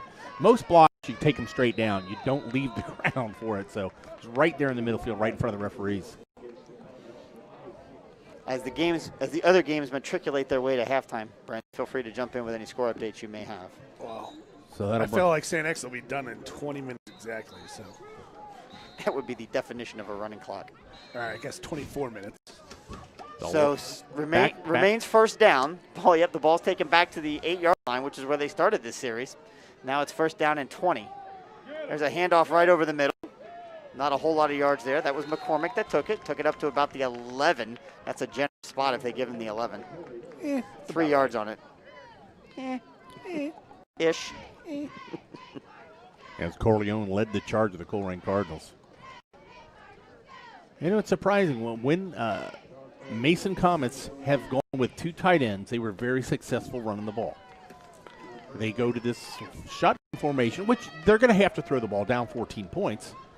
You say that. But they really have not, other than the one broken play that the quarterback had a decent run on, been more successful under center. Yep, Molnar once again in the shotgun, takes the ball. Once again, it's a quick pass out, this time once again to number 16. He's got it, makes one man miss. Number 6, Kiner's got him, and he tosses him out of bounds. Past the original line of scrimmage, out to about the 21-yard line, so it'll be third down. It's just the same play they ran on first down, and the Cardinals putting the pressure on that side. It's just a soft spot in the zone. You're going right at it, and the safety's got to come over top. So he's got pretty much a free 5 to 6 yards. So let's see if the Cardinals tighten up here on third and long to go. Third down and 7. Ball sitting at the 21-yard line of the Mason Comets. Colerain up 14-0. Defense has come to play and looked very good on this series so far, aided by a couple of Comet penalties. There's a snap back, fakes the handoff, pressure up the middle, eludes the sack, and there's the pass, but it is incomplete. It was a low pass intended for number, I think that's 11 on the far sideline. Credit Molnar, he absolutely got out of the hands of a potential sack, but couldn't make the completion. It'll be 4th and 7 and punt forthcoming. Temesgen Cachet applied the pressure. Molnar gets away, gets the pass, and it's a little low to Eli Jordan. He kind of drops it, but I don't think the defender was there. He was still probably going to be short of the line to gain, so it'll be 4th down for the Brandon, Comets. you asked this question earlier on the kick return. Why is Freddie Johnson returning punts? Yeah, I don't know. So there's a lot of pressure on the outside. McCormick kicks it. It takes a bounce. Freddie Johnson stays away from it. Takes a little bit of a Mason bounce. Not a huge one. Takes it all the way down to the Colerain 42, 43-yard line. I don't mind punts because especially the way Short-handed can fair catch. What we've seen out of the Mason punters so far tonight, he hasn't been he's not got a guy who's going to get you a booming kick and set up a return. You're really just setting up to make sure he catches it. If it's in play, maybe fair catch it. So yeah, and the non-traditional punter we see it a lot in high school. He's just directional kicking away from the returner, and it's great to have. You know why Freddie's back here? He's smart with the football. Yeah. He's going to make that decision. What he did right there, he can't catch it on the fly. He gets away from it. Yep. So that answers my own question. Smart football player. All right, so the Cardinals will take over. First down and 10 at their own 42-yard line, up 14-0, 6:48 to go here in the third quarter. This will be their second offensive series of the half. It was a man in motion. Freddie Johnson hands off to MJ Flowers and does in the hole right across the middle. Lowers his shoulder and gets it into Mason territory, down to the 45-yard line. Big run for the junior, MJ Flowers, and I think we're going to see a lot of him in the second half. Well, and right there, that play was, you're seeing the impact, and he's only got one catch tonight. That play was a lot to do. That turned a 4 or 5 yard play into a 10, 11, 12 yard play. Was Isaiah Myers is garnering a double team from Mason, so the safety is shaded so far over to Myers that it just gives MJ Flowers that extra little bit of space to kind of fall within that veer block there and just kind of fall in between it. And that should be a 4 or 5 when he gets contact from the safety, but because he's so far out, it opens up for 10 to 12 yards. There's the handoff once again, this time just a spin and turn off to MJ Flowers. He takes it down inside the 40. The ball's on the ground. A great strip from behind the Mason linebacker. He was being carried by the running back and makes the strip. Cameron Ashurst, the senior, strips the ball and does get the recovery. Yeah, that was just a great play. He saw that the guy was kind of held up. The running back is kind of held up, and he just gets an arm in there and rips it away. Ball flies in the air, and he's right there to recover. So first real mistake for the Cardinals tonight. Now even on the turnover ratio. Colerain with the interception earlier in the game. And now getting the stripped is the running back, MJ Flowers. It's been a while since MJ's had one strip. So, I mean, it's happened. You know, not everybody's Joe Mixon, right? So first down and 10 now for the Comets out at their 41-yard line. So they are back to 3 wide receivers, 1 tight end, shotgun formation for the Mason Comets. Here goes man in motion. Number 2, he takes it on a jet sweep, cuts it and tries to get upfield. He goes low and he's going to pick up, I think, 1 yard. I don't think he went low. I just think the turf monster there, it looks like the 40-yard line tripped him up, and he'll fall forward, but only for a yard. A yard or 2, yeah, something like that. He had a hole, and if that's, you talked about going 2 tight ends, kind of going through the big man. That kind of was that way, but spread it out. They're just going to jet sweep. McCormick's the lead back, and they're just going to go behind your tight end and big Kentucky commit on the edge. They're on the off tackle, but the 40-yard line trips up the running back. Second down and 9. Ball spotted at the Mason 43-yard line, trailing 14-0. Now under center. Molnar takes it, fakes the handoff. He tries to make a play, and unfortunately pitches it. It's going to be incomplete, assuming that's a pass, but that was Jarman, I believe, that came in off the edge and took Molnar down. Does that go as a sack? No, it doesn't. No. He got it. It was an incompletion. It was a good awareness by Molnar. He sees Molinari there and just he knows he can't get it there, but I can pitch it forward somewhere in his vicinity and avoid the sack. Yeah. You don't have to throw it overhand to be a forward pass. That's right. No, yeah, heads up play by the junior quarterback, no doubt about it. He's going to be a good one for Mason as he continues to mature. So third down and 9. The crowd now making some noise here for the defense, trying to see if they can stop him here. There's a fake handoff once again.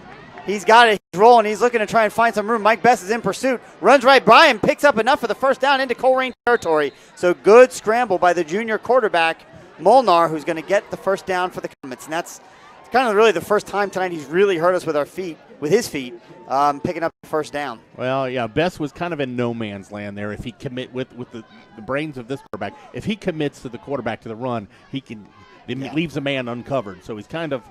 And Best does not have the speed that's gonna keep up with Molnar. He just doesn't. All right, so first down and 10 now in Colerain territory for the Comets at the Colerain 46-yard line. So snap back. Once again, it's a handoff to McCormick, and he gets right through the middle, finds a hole, stays on his feet, and gets tackled. Once again, I believe that's Sinclair that made the tackle. With good news, because if not, he's off to the house. That's a 9-yard run, I think, on first down. McCormick does come up limping a little bit on that play. But that's a good patient run. The hole is not there initially, but he kind of just takes a step to the side, lets the hole develop, and then hits through it, and he gets into the Cardinal secondary. Yeah, we've seen that from him a couple times. I mean, this offensive line really is not getting a huge push, but he just finds that little bit of a seam. So second down at about a half yard. in the shotgun. 2 wide receivers split wide to the right. There's a handoff this time to number 13 who takes it and gets hit immediately at the line of scrimmage by Dante Corleone. Never goes down, but they blew the whistle. And he did not move the ball at all. Yeah, he didn't need to get much. Jackson Orlando on the carry. There was a whole host of Colerain Cardinals there that either guessed right or they had seen that before, and they lined up. Again, it's 3rd down now and 1. It's 3rd down and less than a football, but it's also 3rd down and less than a football. I don't. Well, it looks like they might be asking for a measurement. This is the old. They are. Look at that. We haven't seen a measurement all year, have we? No. Well, they were told this year to minimize the amount of measurements. This is part of COVID protocols. So I wonder if they have a limit to the number of times they can ask? No, it's just. I think it's situational. It's just how kind important is it? Yeah, just kind of weigh it. I'm sure a coach would tell you it's incredibly important every single time, but or if here it's very important, right? Because it could be the difference between 1st down and 3rd down. I've heard a couple teams in the past who just make them measure it over and over again, and eventually it becomes a 1st down. Then you end up losing yards. The refs are out there. Stripes are out there now measuring it. See if it's enough for the 1st down. And it is not. About they are 4 inches short. They have 2 downs to get 4 inches. Yeah. So what do you do? You throw the ball. I think you throw the ball here. Absolutely. Actually, you guys joked. You can. I mean, this is a good spot for it. I Absolutely. mean, you're going for it on 4th down the way this game is going. So why not take a shot to kind of catch the Cardinals overplaying? Totally agree with you. They brought in a couple defensive linemen. They're going really big up front. Yeah, so 31 and 13 now lined up in the backfield, a little bit different. McCormick not out there. They're showing they want to run the ball power right up the middle with the power I formation. I bet quarterback keeps it here. Let's see. Molnar got it. He's going to keep it. He's going to get the push he needs and get out past the 35-yard line. It'll be 1st down for the Comets. Nothing fancy there. Quarterback keep just goes behind that big offensive line, that big beef, and picks up the 1st down. Yeah, as we said earlier, 329, 293, 269, 316, 279. That's just a big front. Well, when you have 2,800. I thought he was counting down the clock. I'm like, what is he talking about? He's listing the weights. Like the clock is at 3 minutes. What is going on? Why is he? Yeah, what's he talking? He's not counting in order. What's going on? 1st down and 10 for the Comets. Drops back, pressure. There's a pass caught by number 6. Haven't really called his name a lot tonight, but he is a senior wide receiver for the Mason Comets. Picks up about 5 yards, maybe 6 on that 1st down play. 7. Even more than that, 7. Yeah, Michael Rowe just on a little slant. Colerain really kind of sitting back. You're not going to beat him deep, but you could pick them apart. They're going to get that little bit of seam behind the linebacker in front of the safety.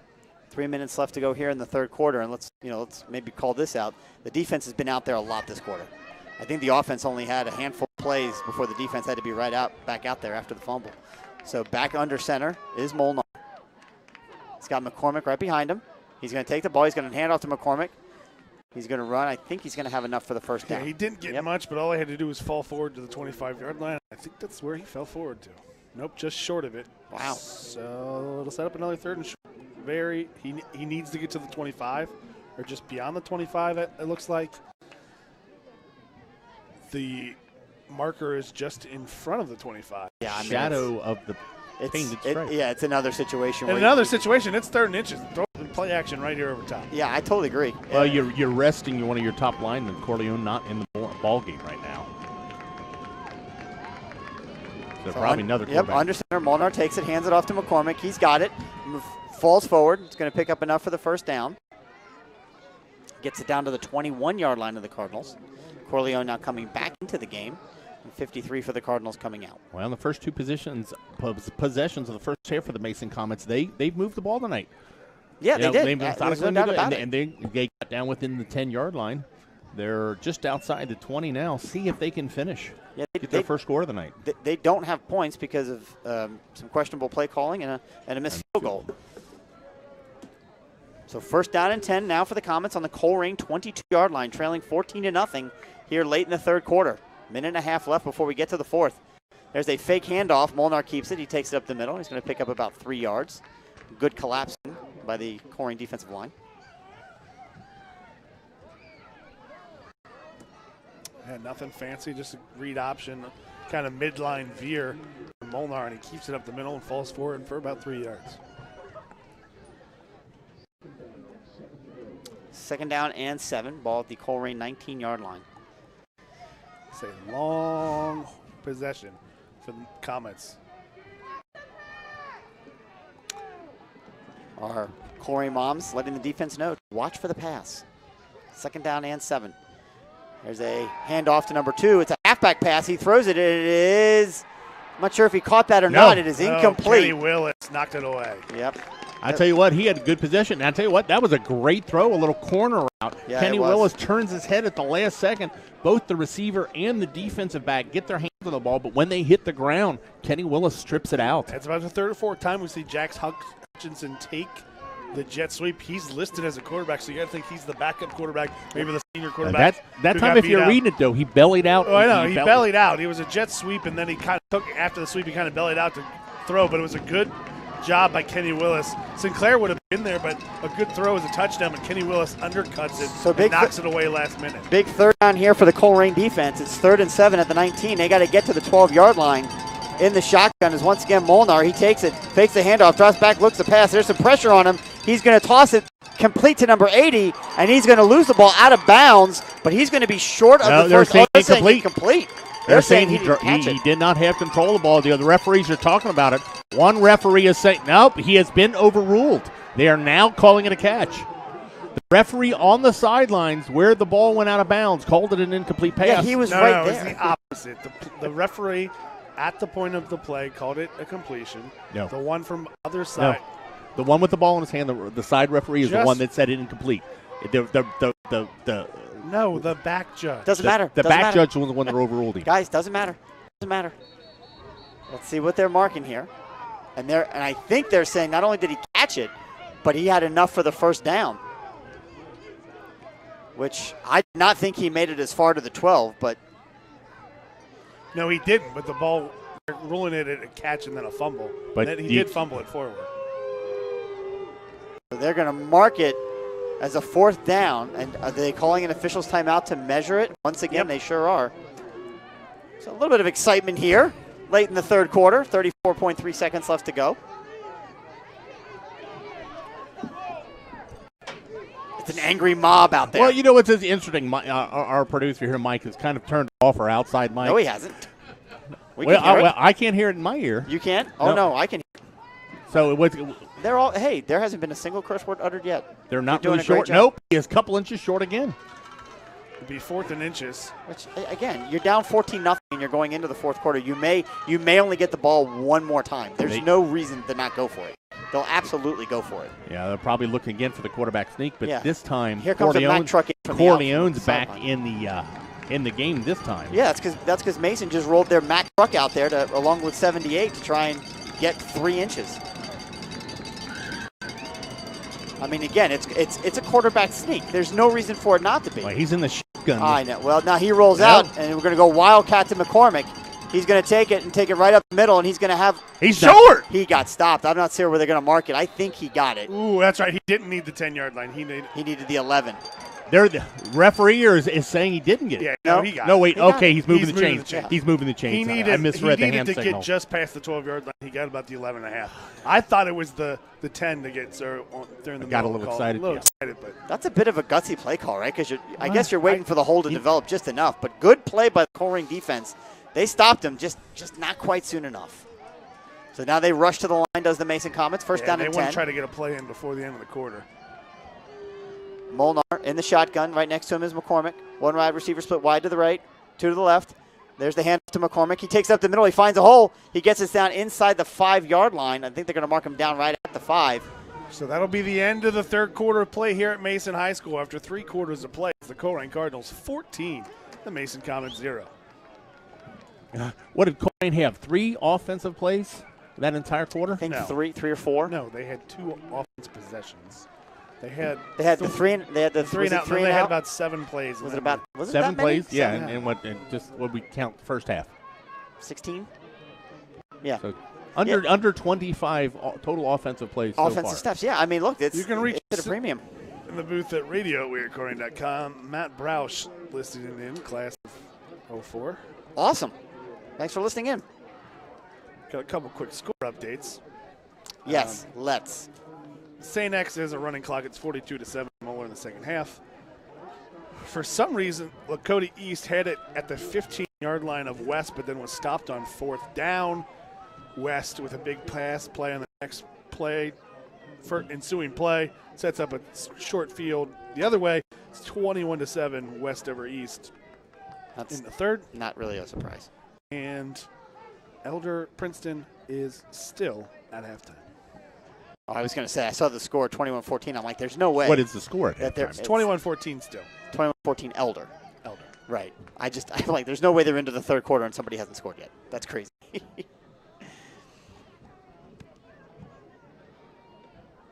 Game's really kind of playing out the way you'd expect them to. Really, chalk as far as the seeds go. Lakota West, the number 1 overall seed. X, the number 2 overall seed. Elder was a 7 seed, and there were certainly plenty of those folks online and in social media that felt a little frustrated that Elder got seeded as low as 7. But they're making them pay for it. So here we go.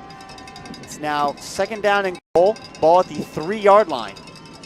Snap is back to Molnar. He hands it off to McCormick. Gets tackled, rolls over Mike Best, and they're going to mark him down at the 1-yard line. Yeah, that'll be a 1st down, though. 1st and goal from the 1.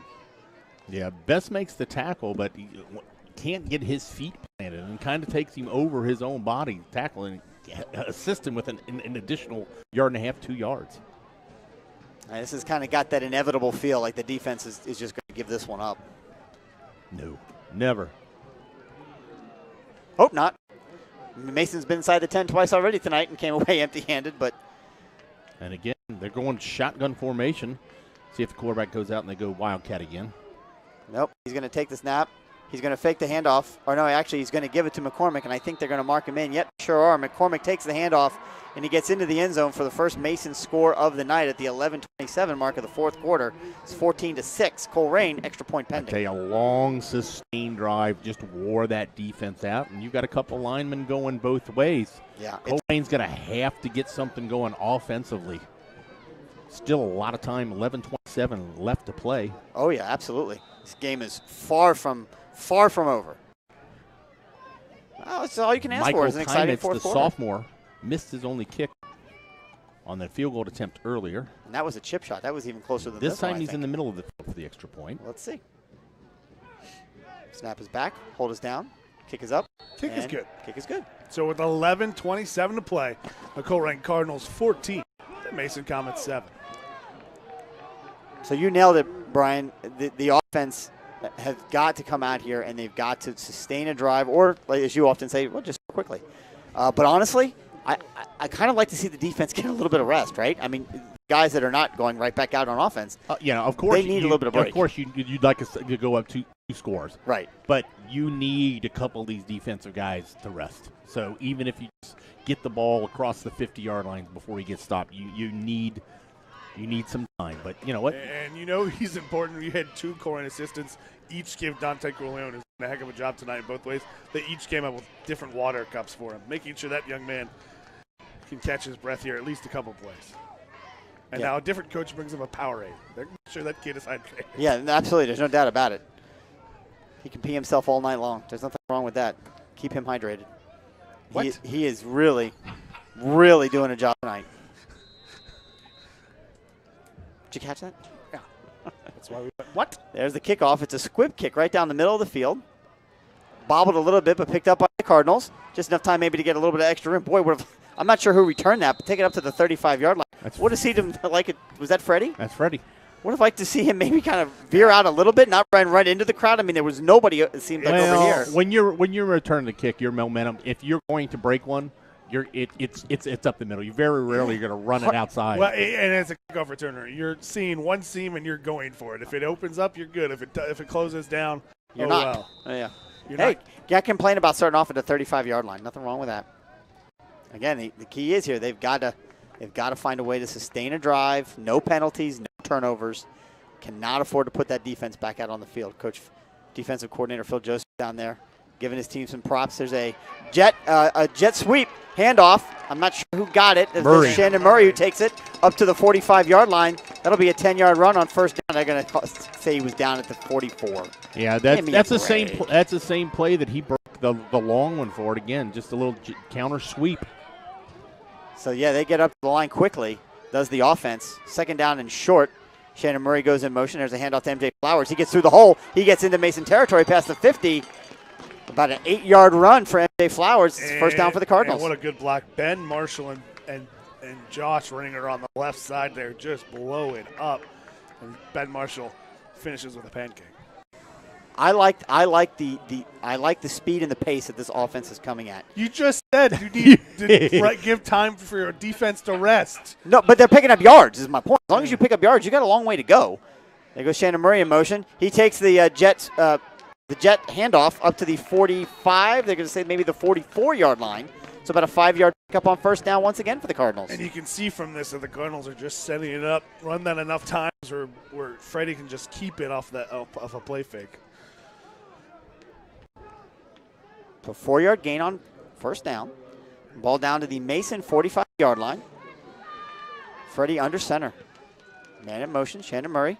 Handoff once again to MJ Flowers. And MJ Flowers is an absolute man right now running the ball. He's going to have enough for another first down. He needed 6. I think that's exactly what he got. But I'll tell you what, it looked like, give a little bit of credit to the offensive line, it looked like he got about 3 yards before he even got touched. You talk about the MJ Flowers show. Right now, it's the Josh Ringer and Ben Marshall show. Yeah. They're just going right behind those two, and they're getting a big push on their side of the field. So here we go, first down and 10 for the Cardinals. They're moving the ball. Does a little spin, does Freddie Johnson, keeps himself, tucks his helmet down. It's going to pick up about maybe 5 yards. There is one man down for the Cardinals. He's trying to get himself up. Nice. It's Isaiah Myers, aided by number 17 of the Mason Comets. He was blocking. He kind of got rolled up on. And he just, thankfully, is on the Colerain side of the field. So he meanders off, kind of limps off. 16 comes in to replace him. Second down and 5. Colerain up 14-7. Looking to answer the score of the Comets. And they got him to jump. So they've been successful with that jet sweep, that counter back to Myers, and they fake it this time. That stutter step, and these Mason Comets, who are too smart to fall for it, as Chris said earlier, fell for it. Now here's the one. Here's the one He's thing. tired. Here's the one thing. Yeah, that's the spot. Yeah. That was running. The problem here the Cardinals are going to see is with Myers out, the Masons have kind of shaded a safety to that side. So now they're both more towards the middle of the field. So Cardinals are going to have to adjust offensively. Aaron Foster into the ball game for Myers.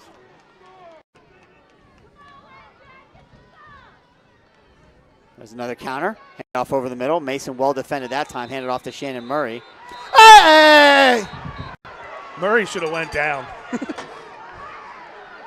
65 is talking, is making all kinds of motion like he's eating, walks right behind the referee, and Shannon Murray gets pushed backwards after the whistle. How does he walk right by the head ref and that ref doesn't pull his flag? Well, the Colerain fans, there was a little push after the whistle. Bad enough that his own player ran over to pull him back. Yep. But not bad enough for the referee to call flag. Bad enough that Brian Kastner just pulled him from the game, though. Yeah, I mean, that's just dumb, right? I mean, you're trying to stop Colerain from scoring, and you end up doing something like that. So second down and 11. Shannon Murray getting outside on some good blocks. They're going to call a flag. No. Where? On Meyer. Okay, I see it now at the 30-yard line.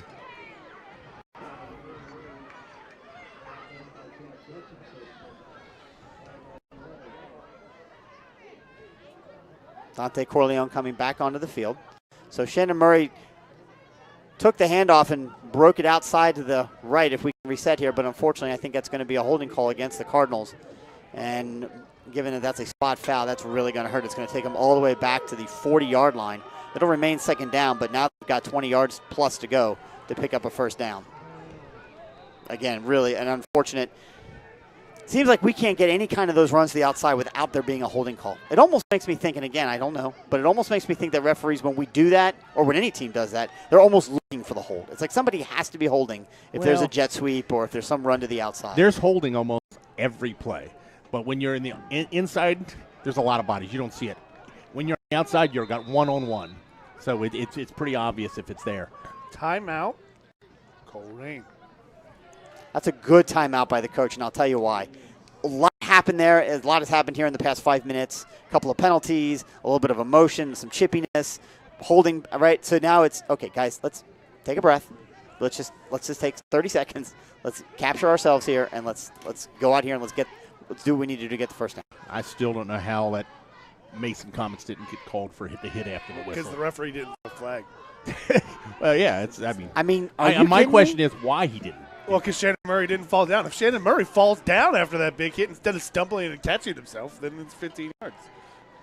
I mean, I think it's as simple as that. If he falls down, it's 15 yards. But he stumbles and catches himself, and it's not 15 yards. So it makes you wonder, was it really that big of a hit if he didn't actually fall down? Or does Shannon Murray need to spend a little bit of time with the timing of the hit? Or does Shannon need to spend a little bit of time with Drama Club and figure out how to make that a little bit more dramatic? Yeah. Maybe hit that turf, roll around a little bit. Yeah. Act like you're a Southern European South American soccer player. So here's Freddie Johnson. That go back to I tell you what, 3 wide, shotgun formation.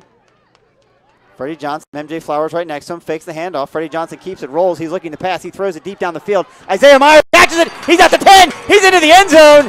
Touchdown, Cardinals. Freddie Johnson to Isaiah Myers for the score. You're not going to cover him one-on-one. They rolled a safety over there, but what a perfectly thrown ball. On the run, Freddie Johnson throws it, and it's a double move. He just throws it to the one spot, and Isaiah Myers fakes the slant, goes back, slant and go, kind of finds us off. It's almost a cover two where he puts it right on the sidelines in between the safety and wide and quarterback.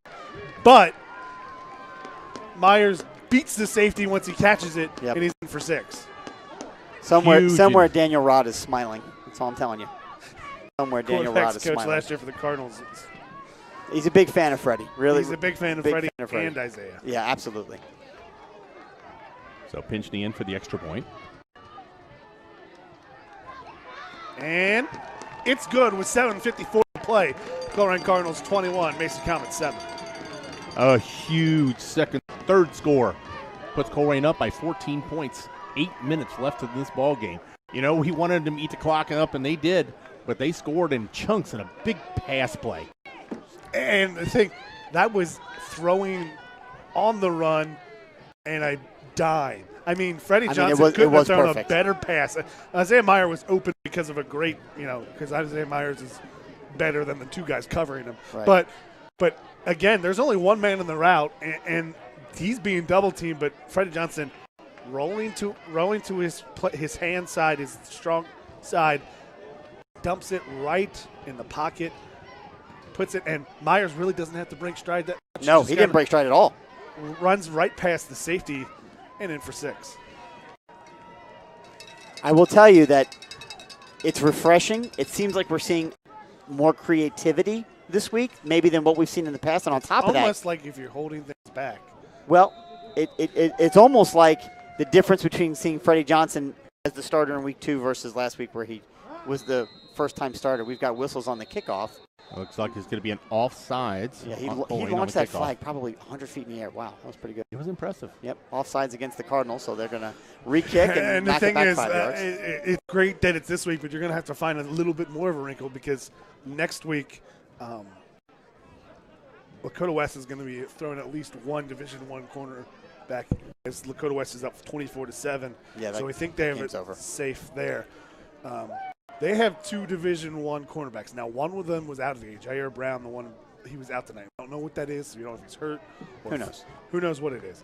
So you're going to face at least Alex Afari guarding him. So you're going to have a guy capable of guarding him. So you got to find if the Cardinals maybe disguise it better or set something up, or someone else is going to have to create around Isaiah Myers because we've seen it tonight.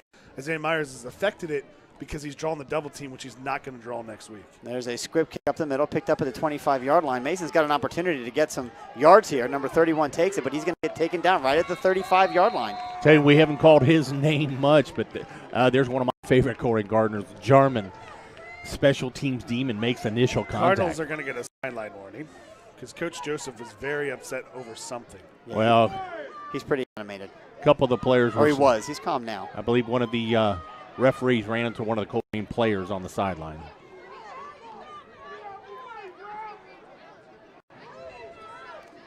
I did see Terrell Banks on his back for some reason, and Coach Joseph was not happy about it. They kind of left the sidelines a little prematurely to celebrate that tackle. Maybe. Nice to see the spirit. I mean, This is a spirited football game. It's close. It's 21-7. Lots of time left. Anything can happen. We've seen it. One big play can change everything. So that's not a warning. Wait. That's a penalty against Colerain because they're marking it off and they're taking the ball all the way up. Let's see where they stop it. 50. Right at the 50-yard line. So that's a 15-yard personal foul penalty that they called on someone. So, yeah, not a sideline warnings, but a personal foul. So I didn't see it. Nope, I didn't Who either. knows? Maybe the contact warrant. I didn't see it. Who knows? First down and 10 for the Mason Comets. On the 50-yard line. Looking to pass and in and out of the hands just beyond number 18. Molnar had all kinds of time. He just kind of rolled to his right and just couldn't hook up with his intended receiver. Joey Lewis headed there in the flats, and that's one of where just he had the time to develop. Because Cardinals are little slow to get to the quarterback. Good protection up front by Mason, but again, Mason has a wide receiver just drop a sure first down. Do you think he catches that and gets enough for the first down? Yeah. Yeah. So now second down and 10. Ball spotted at the 50. Incomplete pass, stops the clock. There's a handoff to McCormick in the backfield, and he's going to get wrapped up and taken down for only a 1-yard gain. And just like the first play of the game, Ronald Williams, the man small in stature playing D-line for the Cardinals, sneaks through the line, and he tracks down McCourt from the backside. McCormick kind of doing that little sidestep, wait for the hold to develop. Well, Ronald Williams on the backside slips through and makes sure he can't get anything more than the 1 yard falling. Well, you talked about him. 6'2", 293 is blocking Ronald Williams, listed on our roster as a running back. So in the shotgun now, needing 9 5'8", yards for the first 175. down. McCormick now comes out of the backfield, and he's going to catch the pass.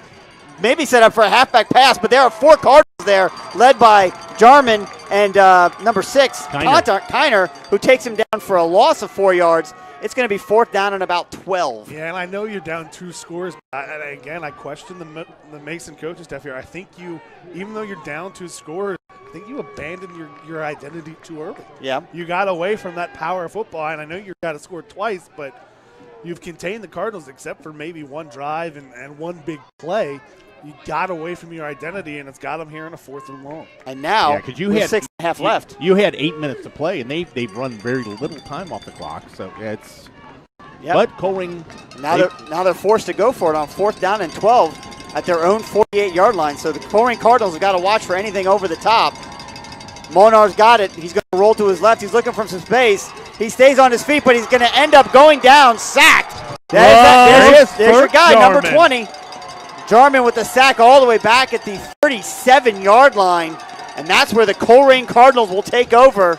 And conceivably, if they can put one more score on the board, that should end it. And we talked about – go ahead. I said, what strong hands right there. Jarman's not that big of a kid, 175 pounds. Gets there, gets the 6'4", 6'4", quarterback. 200-pound quarterback. And he's broken free a couple times. Just gets him by the jersey, but gets him to spin him around and hangs on and hangs on and hangs on. Not just hands. I mean, he literally bicep curled Molnar down. Yep. And at a certain part, Molnar's going, and he doesn't have the momentum. He knows he can't fall forward and just accepts the sack. So huge defensive series there by the Colerain Just Cardinals. play action right over top, Isaiah. I mean, you shouldn't, but that'd be cool if you did. Why shouldn't you? Your object is to score the game. There's Freddie Johnson. Fakes the handoff, keeps it himself, tucks it forward, moves forward. He's going to pick up positive yards, and there's the senior leadership we love to see. Mason really was able to get around on both sides. Freddie really didn't have anywhere to go, and yet he still picked up a yard. Yeah, he should have been stopped for about a 2-yard loss on that. Just make something out of nothing. No. You run as much time off this clock. You don't throw the ball. That's a good point. Can't disagree with that either. I mean, that's the smart play. Unless you play action Isaiah Myers for a touchdown. Then you can throw the ball. But again, Isaiah Myers is affecting this game in different ways because he's drawing that safety. Well, now he's not. Now he's one-on-one. Now you're going to throw over top to him. Under center is Freddie Johnson. Man in motion. There's a counter, number 7, Shannon Murray, who takes it right into the teeth of the Mason defense. He's only going to pick up about 2 yards, so it's going to be 3rd and long. Timeout Mason. They'll try to preserve as much clock as possible. And here's the thing with the Cardinal offense out of that formation they kind of run. They don't really have, you can maybe call it that fullback track, but they don't have that little halfback dive or halfback, off tackle that most kind of offenses do.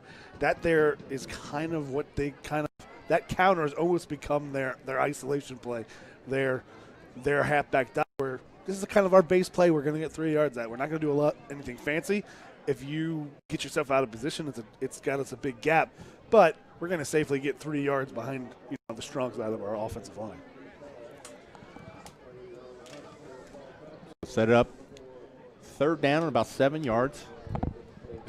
Excuse me, almost close to 6. 5:15 left to play. Colerain Cardinals, fourth quarter. If they pick up any positive yards on this third down play, Brian, you think they go for it on fourth? Oh, no yeah, doubt. Without a doubt. Yeah. Even if they pick up a single yard, I think they go for it. Yeah. So you're too far out for a punt. You're too far out for a field goal.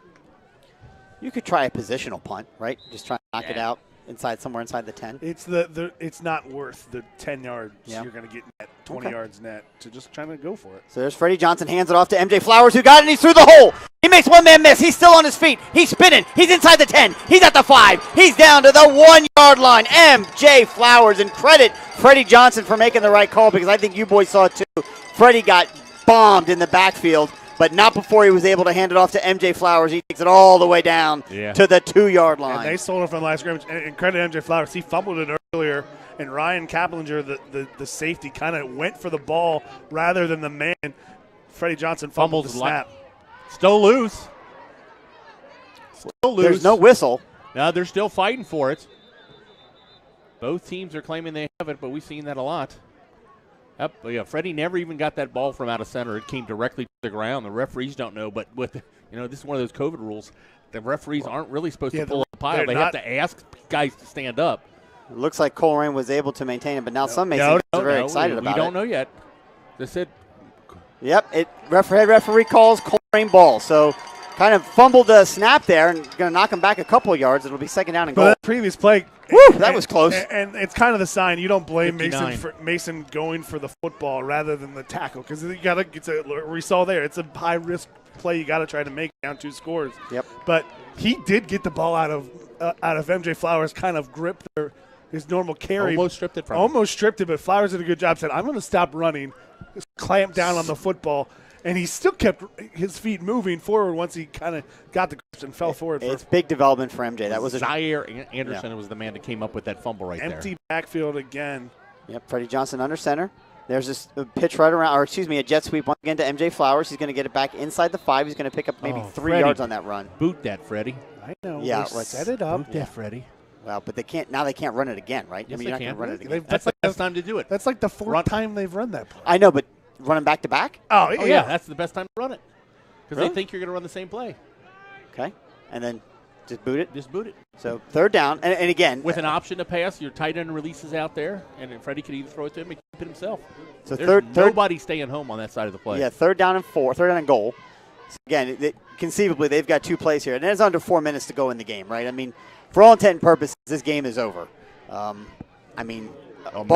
a fumble and Mason returning it for a touchdown. Mason's not going to hold anything back. Cardinals are going to let the play clock run down and then call timeout. So there'll be 3:36 to play for the Cardinals. They'll have it 3rd and goal with a chance to go up 3 scores. They'll have 1 timeout left. Mason has 2.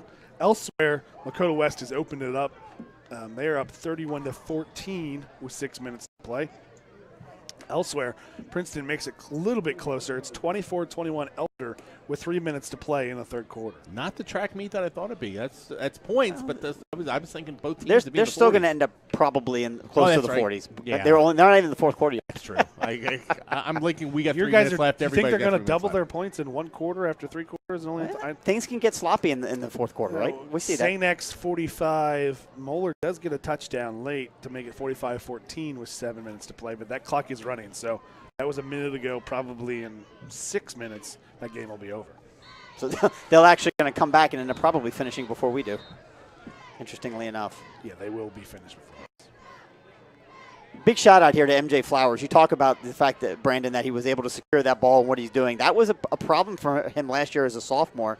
And after the first, I think, 2 or 3 games, he lost his starting spot because of it. And he's worked hard, obviously, to get himself as a junior ready to maintain or to get that roll back. So now under center, 3rd down and goal. Freddie Johnson backs out. 2 tight ends. They're out of that tank package. Yep. Yeah, they're in the traditional wing package, but with no wide receivers, two tight ends. MJ Flowers right behind Freddie Johnson. Goes man in motion. There's the handoff to MJ Flowers. He's got it, and he's reaching. He got it. They called him in. MJ Flowers with his another touchdown. His 7th score in 2 weeks. MJ Flowers, touchdown Cardinals, and there's a flag. Yeah. Somebody's going to get yelled at for something. Well, here's the thing. We wanted a personal foul on 65 earlier. He's going to get it on this play. Is that what it was? Was it him? I thought it was him? a defensive back yelling at the referee. It's one of the two. I'm sure Mason is frustrated, right? I mean, they're on their own field, and we've come in here, and we're going to put 28 points up on the board here momentarily. A little slow to put the 6 up. I'm not sure why. They got to wait for the outcome of this play. Well, it's still a lot of jawing going on. The referee is kind of, I don't know, not really pulled the captains together, but staying between the two offensive and defensive line and kind of giving everybody a little bit of a lecture. Well, the frustration for Mason against Colerain continues. Mason entered the conference, the GMC, in 2007, as we talked about, and in their very first year, they won the coveted All-Sports Trophy, which really measures the best athletic program in the conference when you can amass the most points. Some would say athletic programs. Some would say the median income, average income, whoever has the highest. You know, you can argue either way. Either way, they've won the All-Sports Trophy ever since they've come into the conference, and quite frankly, in most years, it's not even close. They're beating everyone, but the one thing they don't have, a win over Colerain. They are 0-13 against the Cardinals. And I am sure that they thought, given Colerain already with 2 losses this year in the GMC, having to come here to their house, that they would have a legitimate chance to knock us off, and it just doesn't look like it's going to happen for the Comets. So there was an unsportsmanlike conduct play after the play. Colerain has declined it, and Pinckney is back for the extra point. That was Kick is up. Kick is good. So with 3:31 to play, Colerain Cardinals lead the Mason Comets 28-7. We were distracted. Amari Shannon just came running off the bench. You got to set that up. We heard some mothers yelling in the stands, and then we see a Colerain player running down the track.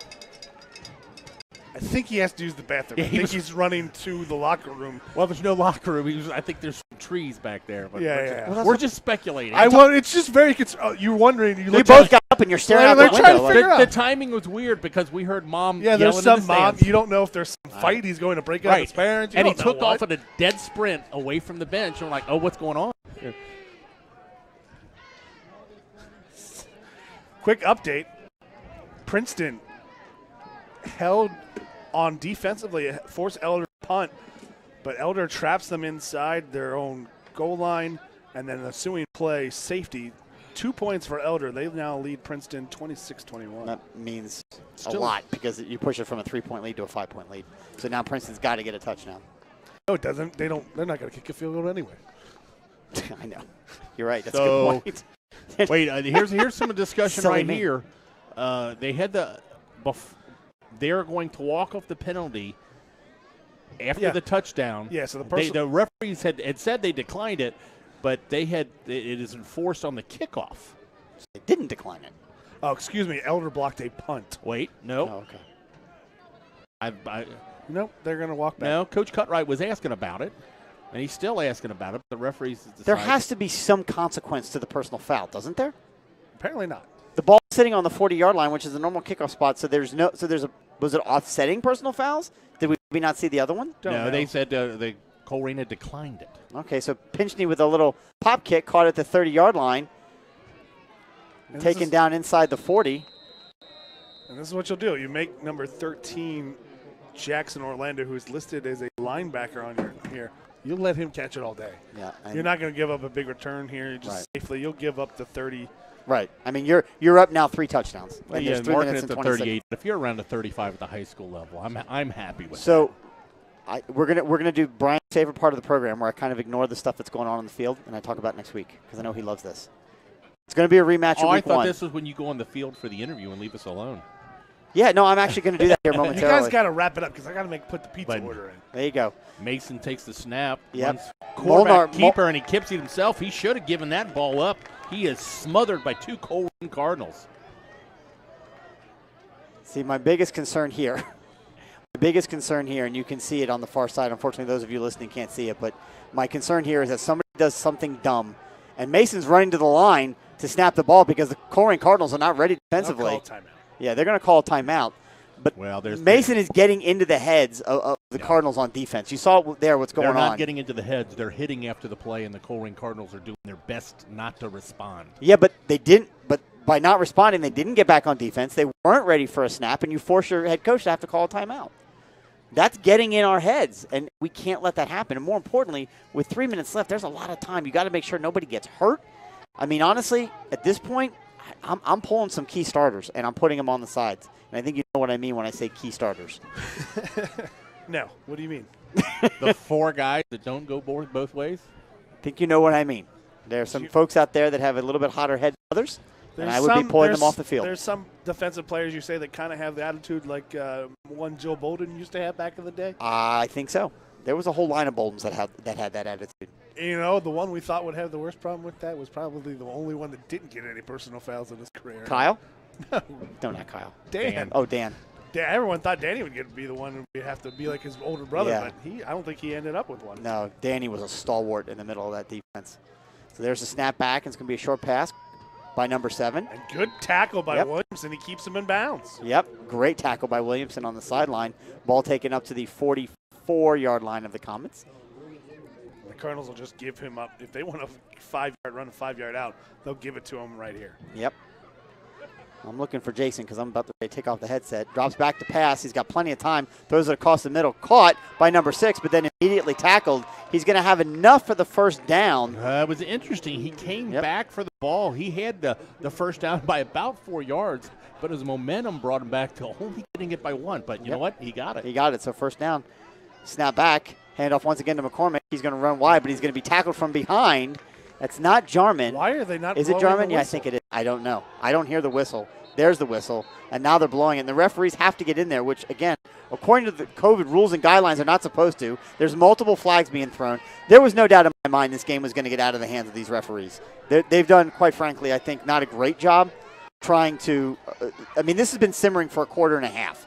You had to see this coming, and they just not done a great job, I don't think.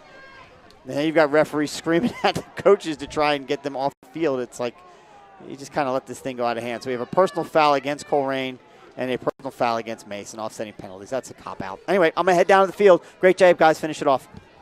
All right, thanks, Chris. What? Is he hasn't done this in, like, a long time. I don't know what happens now. He doesn't need to do this. I need him to stay extra so there's time for the pizzas to cook that I'm ordering after the game. My wife can't order them. Chris, you don't have a mic on. Also, my wife Nobody has can a newborn on her. She's trying to put to sleep, so apparently she can't. Sorry. So Mason little Comets, inside baseball for you guys listening at home. Mason Comets, 2nd down and 7 from the Colerain 48-yard line in the shotgun. 2 wide receivers on any side. Monar takes the snap. He looks left there. Pressure up the middle. And Ronald Williams Jr. gets a hand on it. I don't know if they're going to give him the sack because yeah, he got enough foot on it. I don't know what the stat guys are looking at, but he definitely made the play. Yeah, he tripped him up, and Jarman might have been the last guy to touch him before he hit the turf.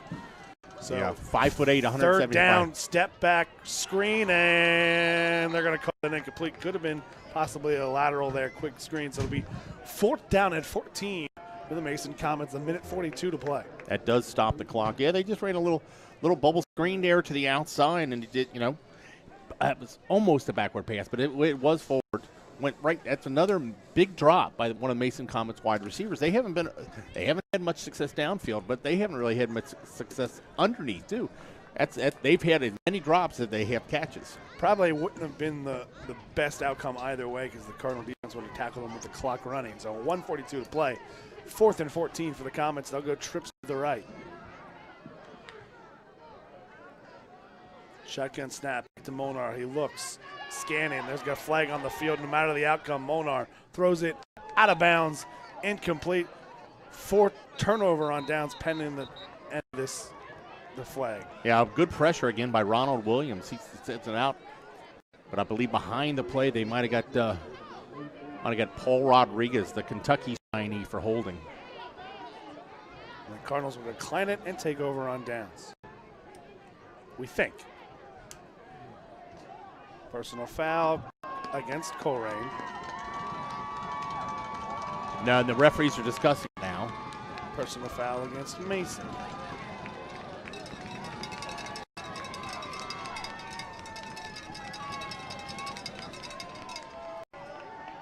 Post play, 4th down, turnover on downs. Colerain can take the knee. Yeah, they'll decline the penalty and take the ball, the outcome of the play. Only take over. 1:34 left to play on the Mason Comets, 45. Cardinals really just 2 snaps.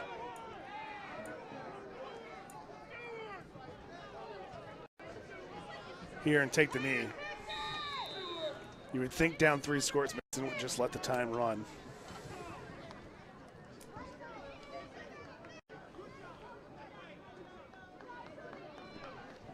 Mason does have 1 timeout, but down 2. 3 scores. That's what I'm saying. They have 2. Okay, I'm looking for 1:34 left to play. Why?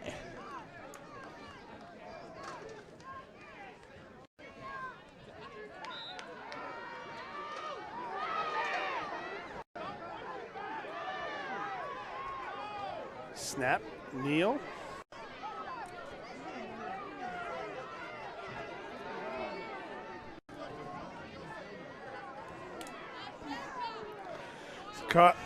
Comets will not use their timeout.